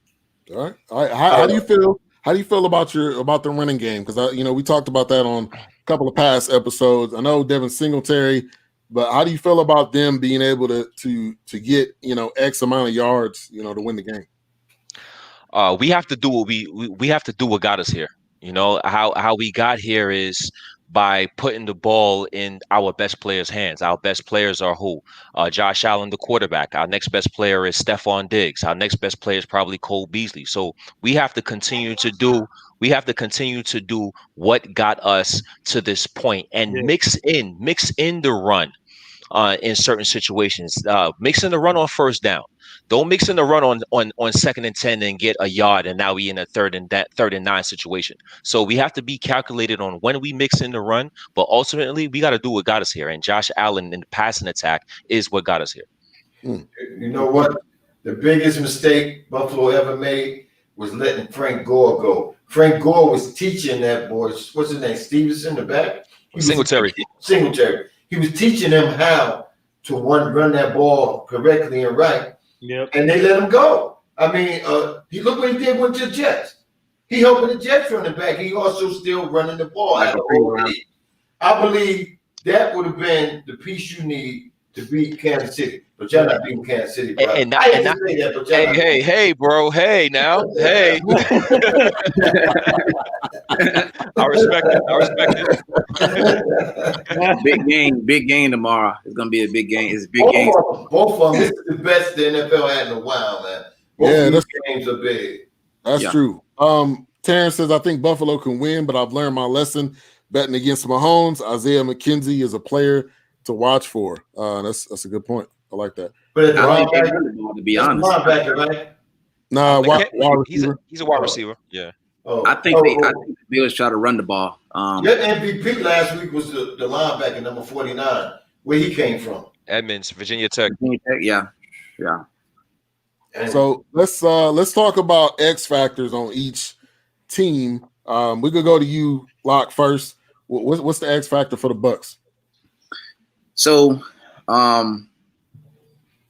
I think the X factor actually, and I'm not gonna lie, I'll say this on the podcast. I've been wrong about this guy probably all year because, for one, the game against the Chiefs that totally pissed me off, giving up 200 yards early to Tyreek Hill. But he's played pretty well. He played pretty well against Allen Robinson and other receivers. I think the X factor is Carlton Davis. Mm-hmm. The reason why is because we know what Devontae Adams is. Mm-hmm. Devontae Adams clearly is a top 3 receiver right now. Yeah. I remember back a couple of years ago, I think it was, and Chad Johnson went on Instagram talking about when he seen Devontae Adams do his routes, he was crying. He said it looked that good. So this guy is, we know what Devontae Adams is. I need Carlton Davis to be a true man-to-man corner against Devontae Adams. I need him to be disciplined against Devontae Adams. If he can do that, I don't care how much Aaron Rodgers shuffles, he finds more time. If he can find a way to be with Devontae, because if you can stick with him, I can manage Allen Lazard with Sean Murphy Bunting. I can manage Valdez Scanlon with Jamal Dean, who's about as fast. So I can manage all of that. I got Antoine Whitfield with Tunyon. I got backers. I got Levante David with Tunyon. You know, I got the Devin White with Aaron Jones, with Jamal. I have that. I got the Shaq Barrett, who's going to beat up your left tackle with your backup left tackle. I have all that. Mm-hmm. But if you let that 17 guy cook just a little bit, it can cause hell. So I'm not asking necessarily for a pick, although that would be special if so. Just keep it low. I mean, give me some pass deflections, be with him, because that was the main thing that we did against them the first time we played against them is you didn't see too much of Devontae Adams. So if we can maintain what Devontae Adams can do, Carlton Davis can be that dog that he was at Auburn when he was, playing against those players, Bama, the receivers at Florida, all these other guys, I think we'll be fine. But he's the big X factor. I don't even want to go on offense. Offense is fine. I need him to be the top 5 corner, a top 10 corner that Bruce Arians called him to be before the season started. Yeah. Yeah. Shout out to the touchdown with Doug Smith. Thank you for coming through. Make sure to subscribe, click that bell. Also, if you want to support, click the super chat. You can help support us. We are monetized now, so we're moving on up to the deluxe apartment. All right, I'm gonna fill in for Darrell. Darrell, because he had to run. So when it comes to the Packers, I got to go with this Darius Smith. Like on the defensive side, man, he is that spark. Anytime I watch a Packers game, I'm looking for him. I know what Aaron Rodgers is going to do. You know what Devontae Adams is going to do. You know what Aaron Jones is going to do. It's that defense to me, and he is that vocal and leader for that D. So that's my X factor. If he plays as well as he did last week, and if they're able to put pressure on Tom, that's the name of the game. Putting pressure on him, because if you can put pressure, that's going to make him nervous. And he's not mobile. Like we all know, he's not going to be running out of the pocket unless it's a 1 in 1,000 sneak that he's about to do. But other than that, he's not going to do it. So I'll go to you, Akeem, for the Bills. What's the X factor? And even before I get into the X factor, I shout out Bruce Arians, because his staff is gonna have a lot of African Americans on it, man. Yeah, he offensive coordinator Brian Leftwich, defensive coordinator Todd Bowles. I believe both coordinators are going to be head coaches again in this NFL, and for the first time in Brian Leftwich. But the X factor for us is, in my opinion, our defensive line. Our defensive line is the X factor, because we are one of the most expensive defensive lines in all of football. And those four guys do not do a particularly great job getting to the quarterback. Well, against Patrick Mahomes, in my opinion, the best way to play defense is to get pressure with your front four guys. Because if you get pressure with your front four, you can have those safeties and you have them secondary guys to play the secondary for help as opposed to blitz. Of course, you can't do the same thing the entire game. You're going to have to take calculated risk when need be. But the X factor, in my opinion, is indeed our defensive line. If Patrick Mahomes have any type of injury to that foot, we have to figure that out quickly. We have to find out. Let's knock him off his spots. Let's pressure him a little bit, make him run around. Let's test that foot. We don't want to injure nobody, but we want to know how well you can move vertically, horizontally. We want to know how well you can move on that toe. And if our defensive line can put pressure on Patrick Mahomes, that can dictate a lot of what can possibly happen in tomorrow's ball game. Right. Yeah, I agree. All right, so Nathan, I'm gonna let you give us the Chiefs X factor, and then Chief, I want you to give an X factor for overall in the games. So Nathan, I'll go to you first. The Chiefs X factor for me is here's the thing. Obviously, they have no weakness. They're the champs. But for me, when it comes, I think it's going to be their defense against Josh Allen and their offense. I feel like if they can hold the running, obviously the Bills' running game is a little suspect to me. But I think if the Chiefs' defense is able to contain Stephon Diggs and their other weapons, I think they're going to have a chance to win. So I think my biggest key X factor is the Chiefs defense. But like I said, I got the Bills going to the Super Bowl. So somehow it can go either way. But I think my X factor is the Bills defense. I mean the Chiefs defense. Chiefs defense. Okay. All right, Chief, I'll go to you.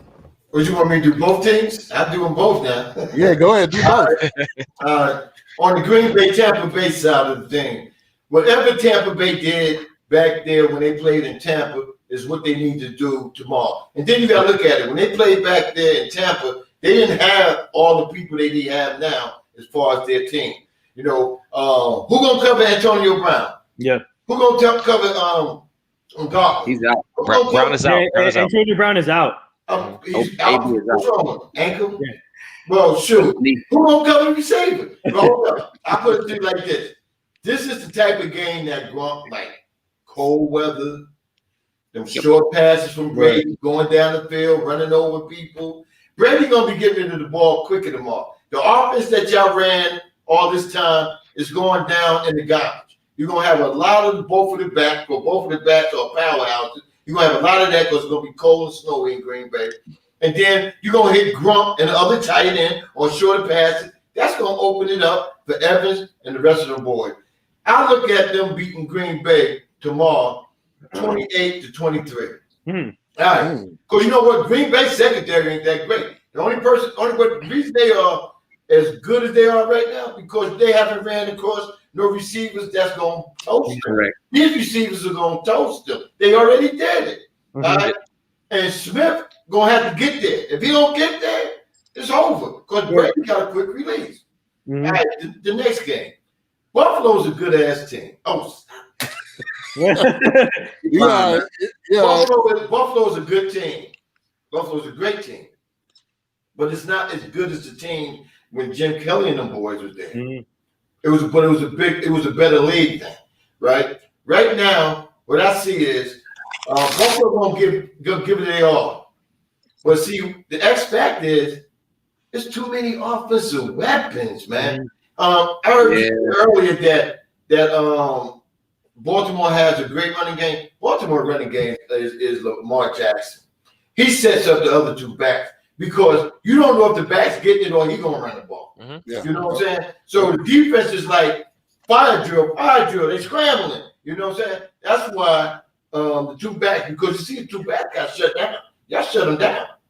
They couldn't run no more. Lamar Jackson was having a hard time because the defense Leslie Frazier put on him, where it was like a circle.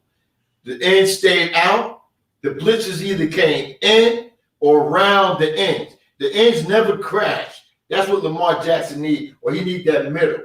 The tackle stayed up the middle, and that's why he couldn't get away. That's the reason y'all beat them last week. If it wasn't for that defensive strategy, y'all would have lost the game. Mm-hmm. So Leslie Frazier should get a game ball for that defense he did. But tomorrow, y'all don't give it your all. Y'all gonna move the ball. Y'all gonna score. But that number, that Mahomes, that boy be creating stuff. See, what slows them down is when they just start doing a little too much. If they just go and do their 20-play strip, they score every time they touch the ball. Mm-hmm. They do that. But when they start dingling and mingling and mixing and matching, they come. If to me, this is what I would do. Tariq Hill downfield all day. I'll make your defensive backfield be on alert at all times. Mm-hmm. By him doing that, you're gonna be able to hit other receivers. Oh, Kelsey. Nobody gonna cover him one-on-one tomorrow. So if they send their receivers down and let Kelsey work that middle of the field, he gonna kill whoever cover him all day, man. I got the Chiefs and Tampa Bay in the Super Bowl. Okay. And I got the Chiefs squeaking out a victory against Brady. Squeaking out. Yeah. Chiefs gonna win, take the second in a row. That boy Mahomes, they keep loading him up with people. And they keep the defense average. The defense ain't got to be great; it's just got to be average.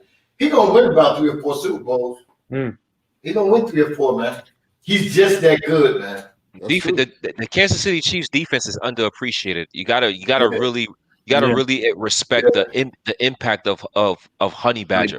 Honey Badger, he's the difference on the Chiefs defense right there. He stay healthy. I couldn't believe he was healthy this long. 2 years in a row. Healthy, the Honey Badger. I don't know how you stop that offense. Yeah, but it's weird, right? Because it's a half a season, 8 games. The Kansas City Chiefs has won by 1 score. Yeah. And when you look at how dominant their roster is, they should be winning by more than 1 score. And they're winning. They're winning by 3.6. 8 games. Doesn't matter if it's the Atlanta Falcons or the New Orleans Saints. They're winning by 1 score. They're doing it like, okay, well, you're gonna score 7. Okay, we're gonna score 8. That makes sense. Like it's like, okay, you're gonna score, but as soon as you score, we're gonna come back with it. The team I always look at highlights. I'm pretty sure you guys look at old games. I look at the Raiders and the Chiefs game, the one that they lost back and forth. And I'm trying to figure out, okay, how did they lose this game? You got to keep their offense off the field. Mm-hmm. It's just that simple. I don't know any other answer right now. I don't know how the Raiders beat them, to be for real. Yeah. The Raiders showed who they was. They played perfect, and Kansas City made some mistakes, and the Raiders took advantage. 1 or 2 mistakes. That's it. 1 or 2 mistakes. You capitalize on that. The mistake they made was Ruggs against, was it Breland, the corner? I believe so. The profile, that was it. So you need that to happen. Now, I ain't going to lie now. If the Bucs go to the Super Bowl and it's in Tampa, I don't care who they got on the Chiefs team. You ain't losing. The Super Bowl in Tampa, I don't Bro, it's gonna be bad. It's gonna be bad, but it ain't gonna be no whole stadium of fans. Yeah. You need a whole stadium of fans. Whole stadium. Yeah, that's a different. Dang, like a team hosting it. But again, yeah, that's the only thing that's going to create is history. That's all. That's all. Because they can't be. You know what? Kansas City, and I may be wrong. You know what I'm saying? And there's 100 million more people may be wrong, but I see them. They hungry, man. They to the game because they should have won 2 years ago. This should be their third Super Bowl. The referees took it from them. Patriots. Yep. The year they lost to the Patriots. Yep. You know, they got come on, man. That guy wasn't offside. It was probably an inch. You can say he was offside. Yep. Referee, you got to bite the whistle on that, man. You know. The problem is you have Tyreek Hill, who he does not have football speed. Mm-hmm. He has track speed. I run track. I ran track. So I ran at a top. He's ran what 10-0. I've been in that area before. This dude is doing this on the field. Yeah. Pass. So listen, the 40 is fast, right? I get it. A 4.3 is fast. Okay, cool. If he has track speed, legitimately, that's probably like in a 40, maybe a 3.9. Right. If y'all make a serious comparison, he's that much faster. So if he gets just an inch on you, just an inch, and this is what pissed me off so much about Carlton Davis. I'm like, Bowles, what are you doing? Like, it's clear this dude is like, light years ahead of faster than everybody. Put a safety over the top. Yeah. I had a girl call my show and said that, Tyreek Hill want to go to the Olympics. She told me no football players can do track stuff or they can't be in the Olympics or nothing like that. I was like, shoot, look at Bob Hayes. He was in the Olympics. Yeah. Willie Gault was in the Olympics with the hurdles. You know what I'm saying? Willie Gault, Tyreek Hill would beat anybody on that Olympic team. All you got to do is train and get his hamstring up. That's all. And he'll beat anybody. I couldn't believe that, man. He's up there, and that's one X factor. You can't plan for that. You can't. And he can catch. Travis Kelce. Like, you got to keep that offense off the field. Simple.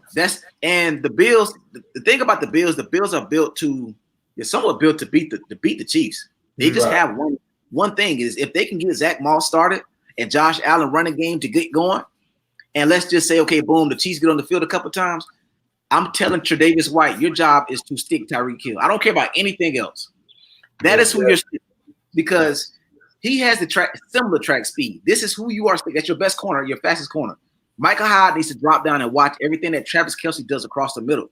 Right. You do that. The Bills got Ed Oliver, who was a stud pass rush out of Houston. I don't understand why people slept on him in the draft. This dude was like a killer out of Houston. You have the pieces to beat them. But one thing, it's the same thing with the Raiders. You got to have that, okay, we're going to pound the ball. One thing the Chiefs struggle with on defense, if there's anything that they struggle with weakness is stopping the run. That's their only struggle.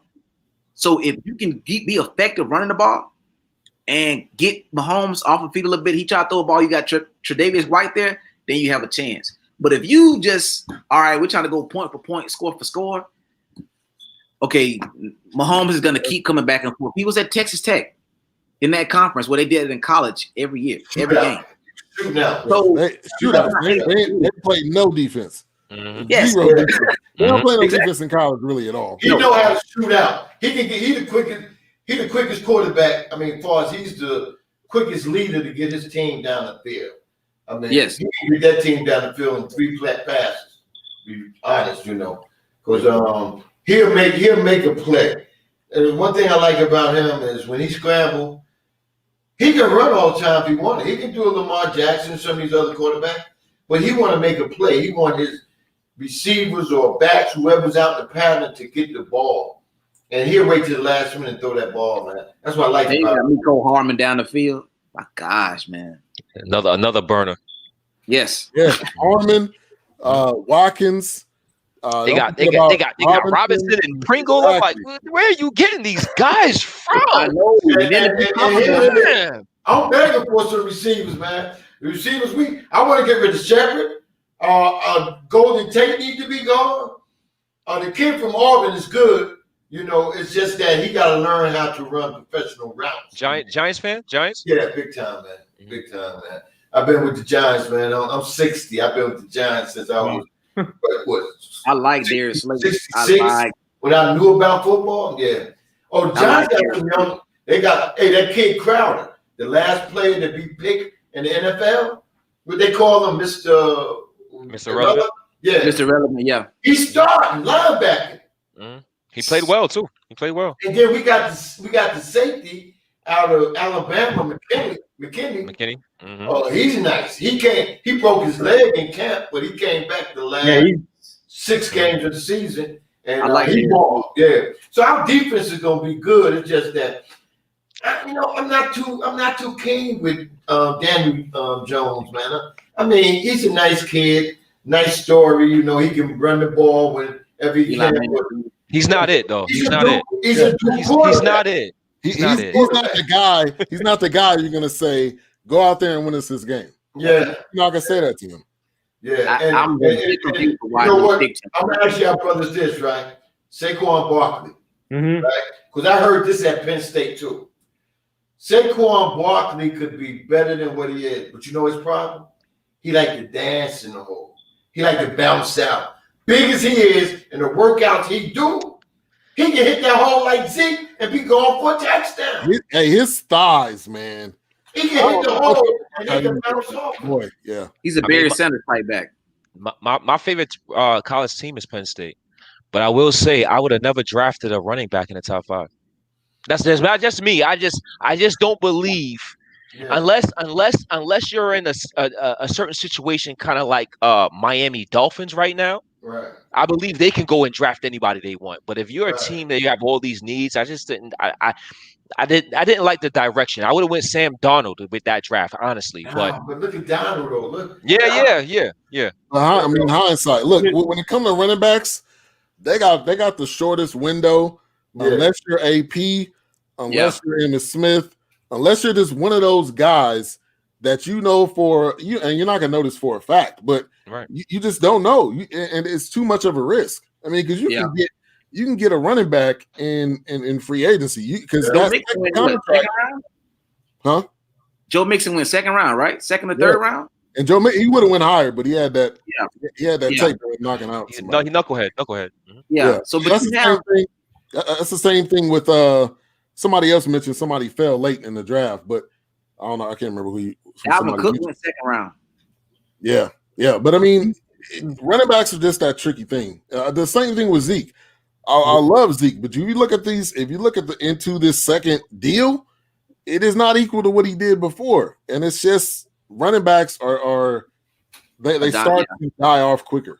You know what? If I was the Giants, this is the trade I said I would make to move up to try to get me a Justin Field or either Sunshine, right? I would trade Barkley and my number 1 pick, which is number 11 all, right, to move up to 2 to the Jets, because the Jets don't really want that draft choice, man, because they're trying to get Deshaun Watson and they can't, but they're going to need that draft choice to get him, right? So, Jacksonville ain't giving up their number 1. So I will move up to number 3 just in case Justin Field fall down to 3. I'll pick him at 3. And then I have a later draft at the end of the 1st round, which I would go and get the running back out of Alabama. So that makes up my running back position. What pick are the Giants? 11. So you're still going to see Trey Lance. You're still going to see Mac Jones. You're still going to see. I don't want none of them bums. We already Mac Jones is no bum. Come on. Yes, he got a track. You want the big guy, His receivers are track star. If you can get back there, you know what I'm saying? If you was Alabama going back with the track speed they got out there, you'll be like bing, bing, bing, bing, bing, bing all day long. Day long. You know what I'm saying? If you trade Saquon, why not trade him for Deshaun Watson? See, that'd be good. I was thought about this before Deshaun Watson got into that situation. Yeah, but that would be a good move right there. I just feel that he's got a big contract, and he's not the back I mean, he had a good first year, and second year was average, but he's not the back that I really want. I want a back that can hit the holes, can catch the ball at all times. He had problems catching the ball sometimes. When he do catch it, he goes down the field a lot. But I like my thing is, I could get a back cheaper and have that quarterback I want. Mhm. Boom. I see, but I see it like this. If I'm Houston, Right. I just gave up Deshaun Watson for a $3 bundle, right? Right. I'm going to want a king's ransom to make up for not only this trade in Deshaun Watson. I'm trying to make up for the trade last season.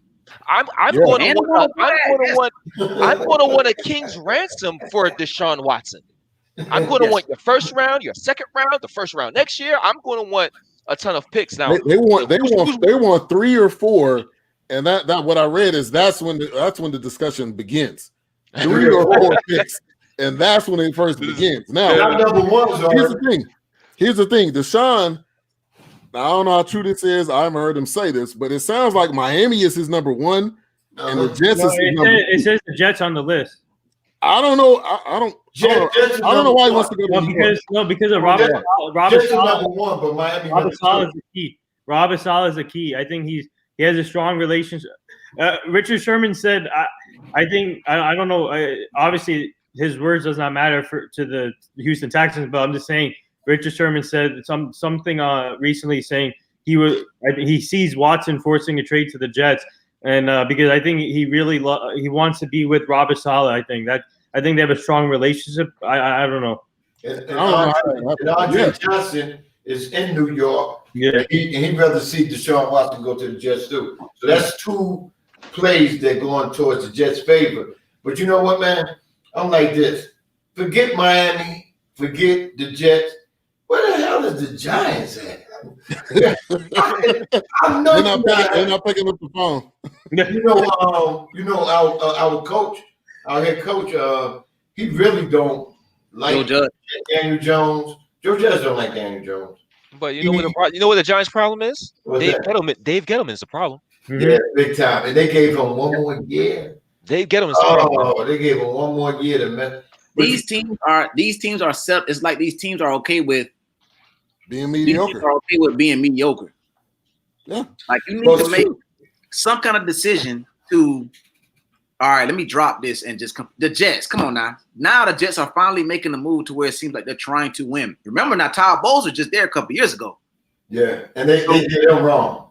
That was the media. Why would you have Adam Gase there for so long? I'm not understanding that. So why would he even get that job? First of all, yes. What has he done to get a second job? Peyton Manning gave a good word to the Jets organization about Adam Gase. That's it right there.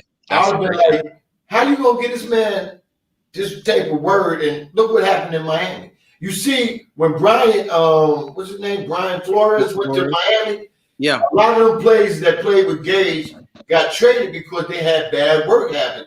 And they didn't like how he came down there and said, we're going to work. I don't care how hot it is. We're going to work. But this team has not done nothing to have it easy. And a lot of them want to get out of there. And he got rid of all of them. And look, he got all these young boys playing good ball. Yeah. So what's up with Matthew Stafford? Oh, he going to get traded. Yeah, they partnered. They're gonna get traded. I mean, they're fielding offers right now. Detroit. So. Where would he go? Where would he go? Right. Where would he go? I think, in my opinion, I think he fits in New England. You know what? And I seen him play down here in Georgia, right? And he's not a bad quarterback, but any good player that goes to Detroit, ask Barry Sanders, ask Megatron, Alvin Johnson, anybody that went through there that was good, ask them about Detroit. They'll be like, man, don't you go there. Detroit is in Denver. It's a black hole. It's a black hole. Denver. Yeah. What about Denver? Oh, hey. Speaking Elway loves retread quarterbacks. He's on the phone right now. As soon as he read that, he was on the phone.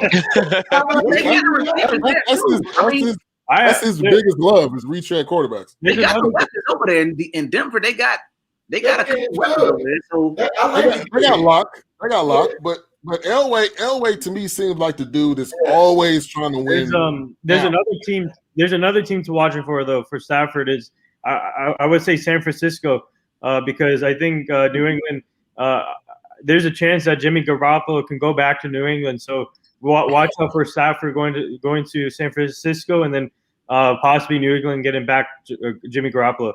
Well, hold up. I know one player that the head coach from San Francisco loved, and then he helped them get to the Super Bowl. Matt Ryan. And Matt Ryan and Julio is like almost out the door here in Atlanta. Yeah. That's the two biggest contracts on the team. If they can get rid of those two, they can get a bunch of money and some draft choice for them. Yeah. So Matt Ryan because Matt Ryan helped. They went to the Super Bowl with him.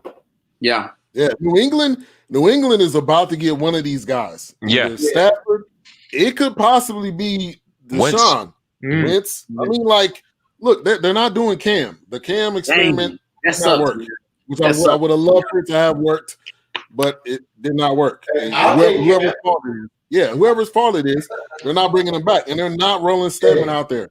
So the fact is, they're about to get one of these guys. I think Stafford would be perfect. Yeah. You give me Cam Newton any day. What's your thoughts on Cam? What's your thoughts on Cam? Cam can still play. You know, I seen Cam since he was this high. That's when I moved down here in Georgia. Cam was a tight end on a little league football team. My boy I used to work with driving trucks, his son was the head starting quarterback. He's the coach down. He's a defense coordinator down in Coastal Carolina. He's a coach defense coordinator, right? He was a quarterback. He broke his leg. They moved Cam from tight end to quarterback, and Cam never seen another position since then. That was Little League football, and they won championship. Yeah. So Cam can still throw. It's just that with New England, he went there when the team had lost a lot of people.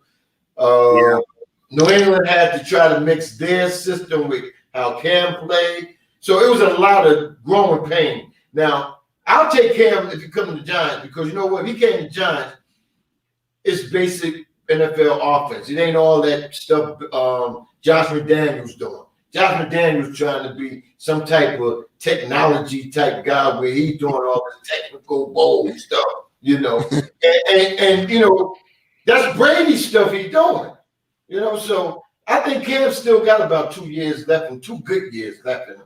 I think he has more. I mean, this dude has to get in the right system. Yeah. He has to.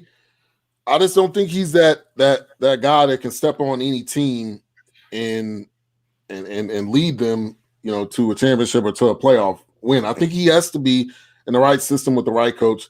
You know, I thought about Washington. This was before Ron Rivera. I don't know what type of relationship he had with Ron Rivera, but that could be a destination spot still. Unless you want to Hinkie, he did a great job, but that was one playoff game. You can't get on the Hinkie bus. One game. And here Trump supporters, so you know them people in Washington don't want him. Yeah, no. But Carolina was a spot though. I mean, you had to remember how he was at Auburn, right? Remember when he was at, I guess, the JUCO. He was at Florida at one point. He was in that system with Urban Meyer. Mm-hmm. So these are the mobile type quarterbacks that run the ball a lot. They got the dunk down to the running backs. Then they have the tight end, you know, build system. He was with Carolina when they had Greg Olsen. He had a very, very good defense with Luke Kuechly and the boys when they went to the Super Bowl. So for me, it's a system that he has to get into. And this NFL, I think it still kind of fits his mold. But look at Lamar Jackson. Like, if it's working for Lamar Jackson, I think it clearly still can work for Cam. To be honest, I don't think he's very I wish he was, but I don't think he's fully healthy. I think something has to be wrong. Like, something literally has to be. It has to be something wrong. Steve Smith. Remember when he had Steve Smith? Steve Smith is what made Cam Newton. Steve Smith caught everything Cam threw. Down the field, midfield, across the field. You know, Steve Smith said, ever since I left Cam Newton, they never gave him receivers as good as I was or close to what I am. And that's true. He never really had the receiver. That's the same thing going to happen to Lamar Jackson. The Raiders are not going to get him the receiver he needs to help his game out. So Cam reminds me of, like, if I had to think of an NBA terminology or NBA person to compare Cam to, it would be Ben Simmons. Ben Simmons has been in the league and he still can't hit a damn 3-pointer. Right? Yeah. Cam Newton hasn't developed his game. Yeah. He hasn't progressed his game. And the thing that makes Lamar Jackson great is the same thing that used to make Cam Newton great. Where he was young enough to have the ability to use his legs to set up his pass. Now that he's older and he's not that same athletic player, he has to become more of a drop back passer. And that is the problem with Cam Newton. If he cannot use his legs and implement his athletic ability, he is not the same player, because him as a drop back passer, he just can't do it consistently enough. So, in my opinion, Cam Newton is a backup quarterback in this NFL. Wow. All right, let's get to this comment right here. Wentz to the Colts. Yeah, I think that can definitely happen. Darnold to the Steelers.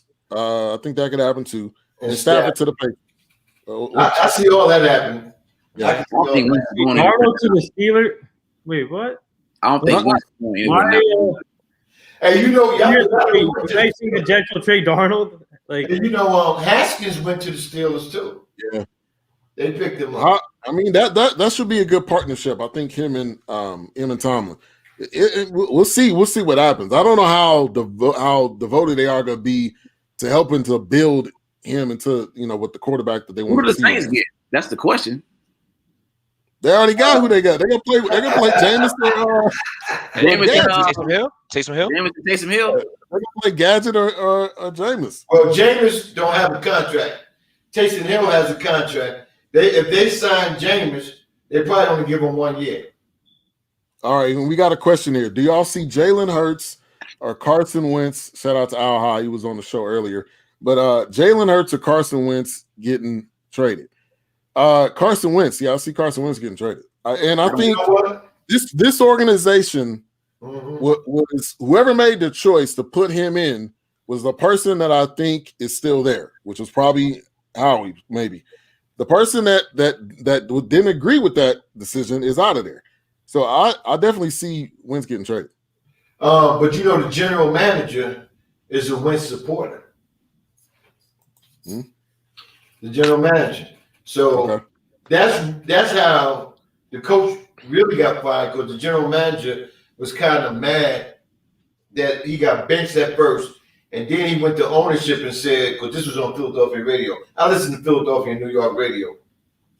The general manager went to the owner and said, "Listen, we cannot be embarrassed as a franchise like that, where the coach pulls a guy that's got the city on fire. Are we in here to win games, or are we here to see about players that haven't played in 7 years, been on our team for 4 years, haven't thrown a pass? Or we trying to develop him? I mean, 7 years? How the hell are you going to try to develop? He looks like he just came from out the supermarket. You know what I'm saying? Doing how you do that, man? So that's how he got fired, man. But the general manager still like Carson Wentz. And see, they paying him a lump sum. Yeah. So they can't get rid of him on the trade issue. See, the coach Peterson messed him up. He messed up his value by benching him for rookie.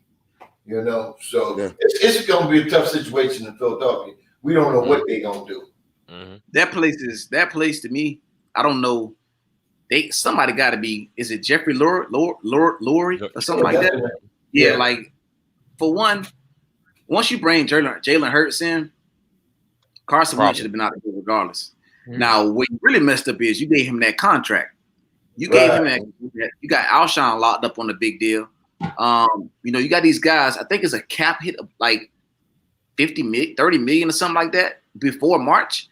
So you just hired a come on now. It's clear what Jeffrey Leary is doing. He's keeping Carson Wentz. He just hired a guy from Frank Wright's staff in Indy.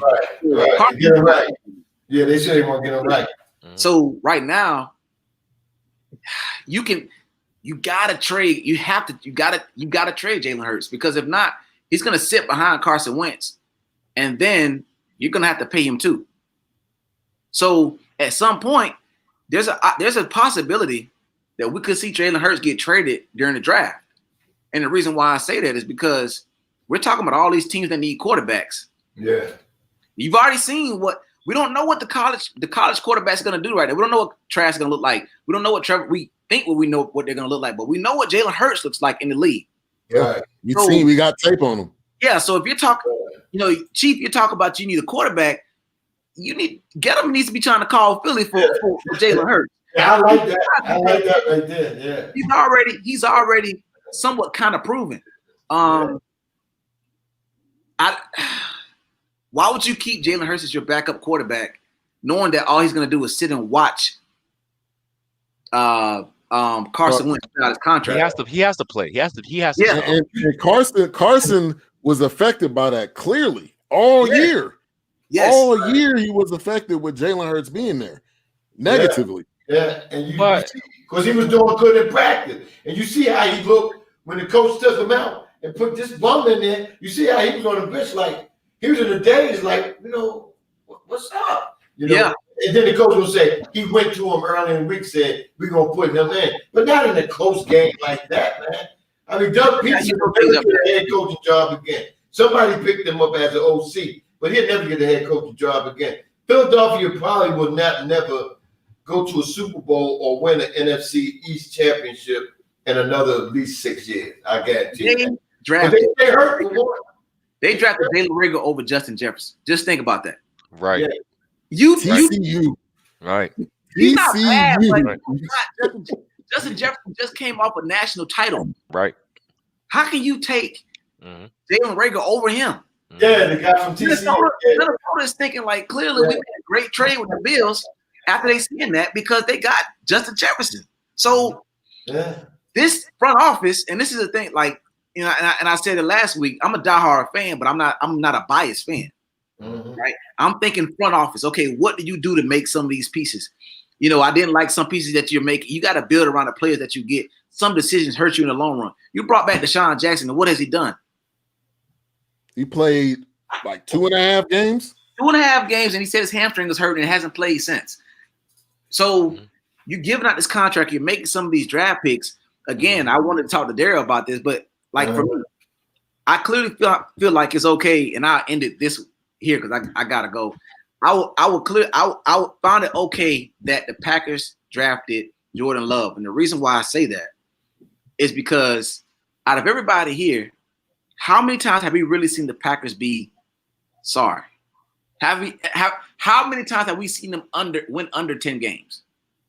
It's very hard to find, right? Probably been a while. Yeah. Before Brett Favre. They fixed the number one position or a top 2 position in the league, and that is quarterback. They fixed that. So even if Brett Favre was still kind of young in the MVP race, they say, you know what? Aaron Rodgers is a top 5 considered quarterback. We're going to grab him. Right. They grabbed him. He sat, right? They were winning for a while, right? Now, the draft comes up. Well, hell, we got everything we need. Jordan Love is considered in this type of NFL as a top NFL top quarterback. We're gonna draft him. What is he doing right now? He's learning under Aaron Rodgers. So when Aaron Rodgers leaves in 3 or 4 years, they're gonna throw him in the fold. Now the 11-5 they continuously did, he's gonna do the same thing. So who does that decision? The front office. Rest in peace to Ted Thompson. They've been doing this for a long time. Yeah. So we can talk about, people say, well, you only got 1 Super Bowl out of Aaron Rodgers. Hopefully that stays the same for right now. But you get a Super Bowl from Brett Favre and Aaron Rodgers and continuously going to NFC championships. How can you complain if you're a Packers fan? Yeah, that's true. So that team has been consistent, and that's why I said the front office is a big piece in how you build your team. Yeah. Simple. The Eagles, they're hurting from that. So yeah. All right. Terrence says Eagles drafting Reagor over Justin Jefferson was the worst decision ever. And the Eagles also passed on DK. I didn't realize that. Yeah. All right. Well, man, we about to get out of here. Man, great having each and every one of you guys on. Thank you for people in the chat room commenting and everything. I already know who you guys, Locke and A Rich. I know you got your teams going to the Super Bowl. So But who do you have on the other side before we end? Rich, I'll go to you first. Honestly, so I want to play Rodgers, right? I want to play Green Bay. If we was to win, I want to play Green Bay just because of personal reasons. MVP, Patrick Mahomes, Aaron Rodgers, Josh Allen, the MVP thing. But the Tampa game just seems more like a fairy tale kind of story, right? Brady leaves the AFC East, leaves the Buffalo Bills and New England Patriots, only to come back to play the Buffalo Bills in the Super Bowl. So Tampa Bay over Green Bay. And I wouldn't even call it an upset because I'm not impressed with Green Bay Packers schedule. Right. I'm not impressed with the teams they played. And even though Aaron Rodgers is impressive, that's Aaron Rodgers. You know, we're accustomed for him being impressive. So I got Tampa Bay winning this game. Okay. All right. Who you got on the other side, Locke? Well, that's a hard game to pick, boy. They both are. Yeah. I don't want to bet against Mahomes, but I'll tell you one thing that I like about the Bills. They have a defense. So you have a defense that, listen, if this defense can be consistently, if they can play consistent, get a couple stops. If at some point Josh Allen was in the MVP race, you know, he was running. He was a person that was not just throwing the ball, but he was very mobile. There were goal line times where it was second and goal, third and goal, and he's doing draws. Like, I was literally picking this dude on FanDuel, and he was having like 35 points. With the receivers having like 6 points or 7 points just in yardage. So if the Bills can run the ball, they have a very, very good chance of winning. Very good chance. I think that this is a game that everybody's overlooking. I think everybody have their eyes on the Bucks and the Packers. Yeah. Boy. Tough, man. Yeah. If that defense can be consistent, I like the Bills. But I do know Patrick Mahomes is over there. Mm-hmm. I think because Mahomes will not, I think he's getting out of that concussion protocol. It might be a Bills and Bucks Super Bowl. Might be. To pick, you got me on the fence with that one. Because me as a fan, if I wasn't a Buffalo Bills fan, I would never pick against Patrick Mahomes. Never. Yeah. You know, so. Yeah, but that's why, and as I said, like, I'm trying to be unbiased. Like,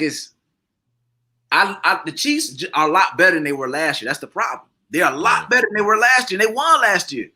So you take that team, but who's gonna stick Diggs and Cole Beasley across the middle? What's the tight end name? Croft, I think. Croft, Dawson Knox. We got John Brown. Like, they have the piece. Like, this team is literally built to beat them. Like, they literally are.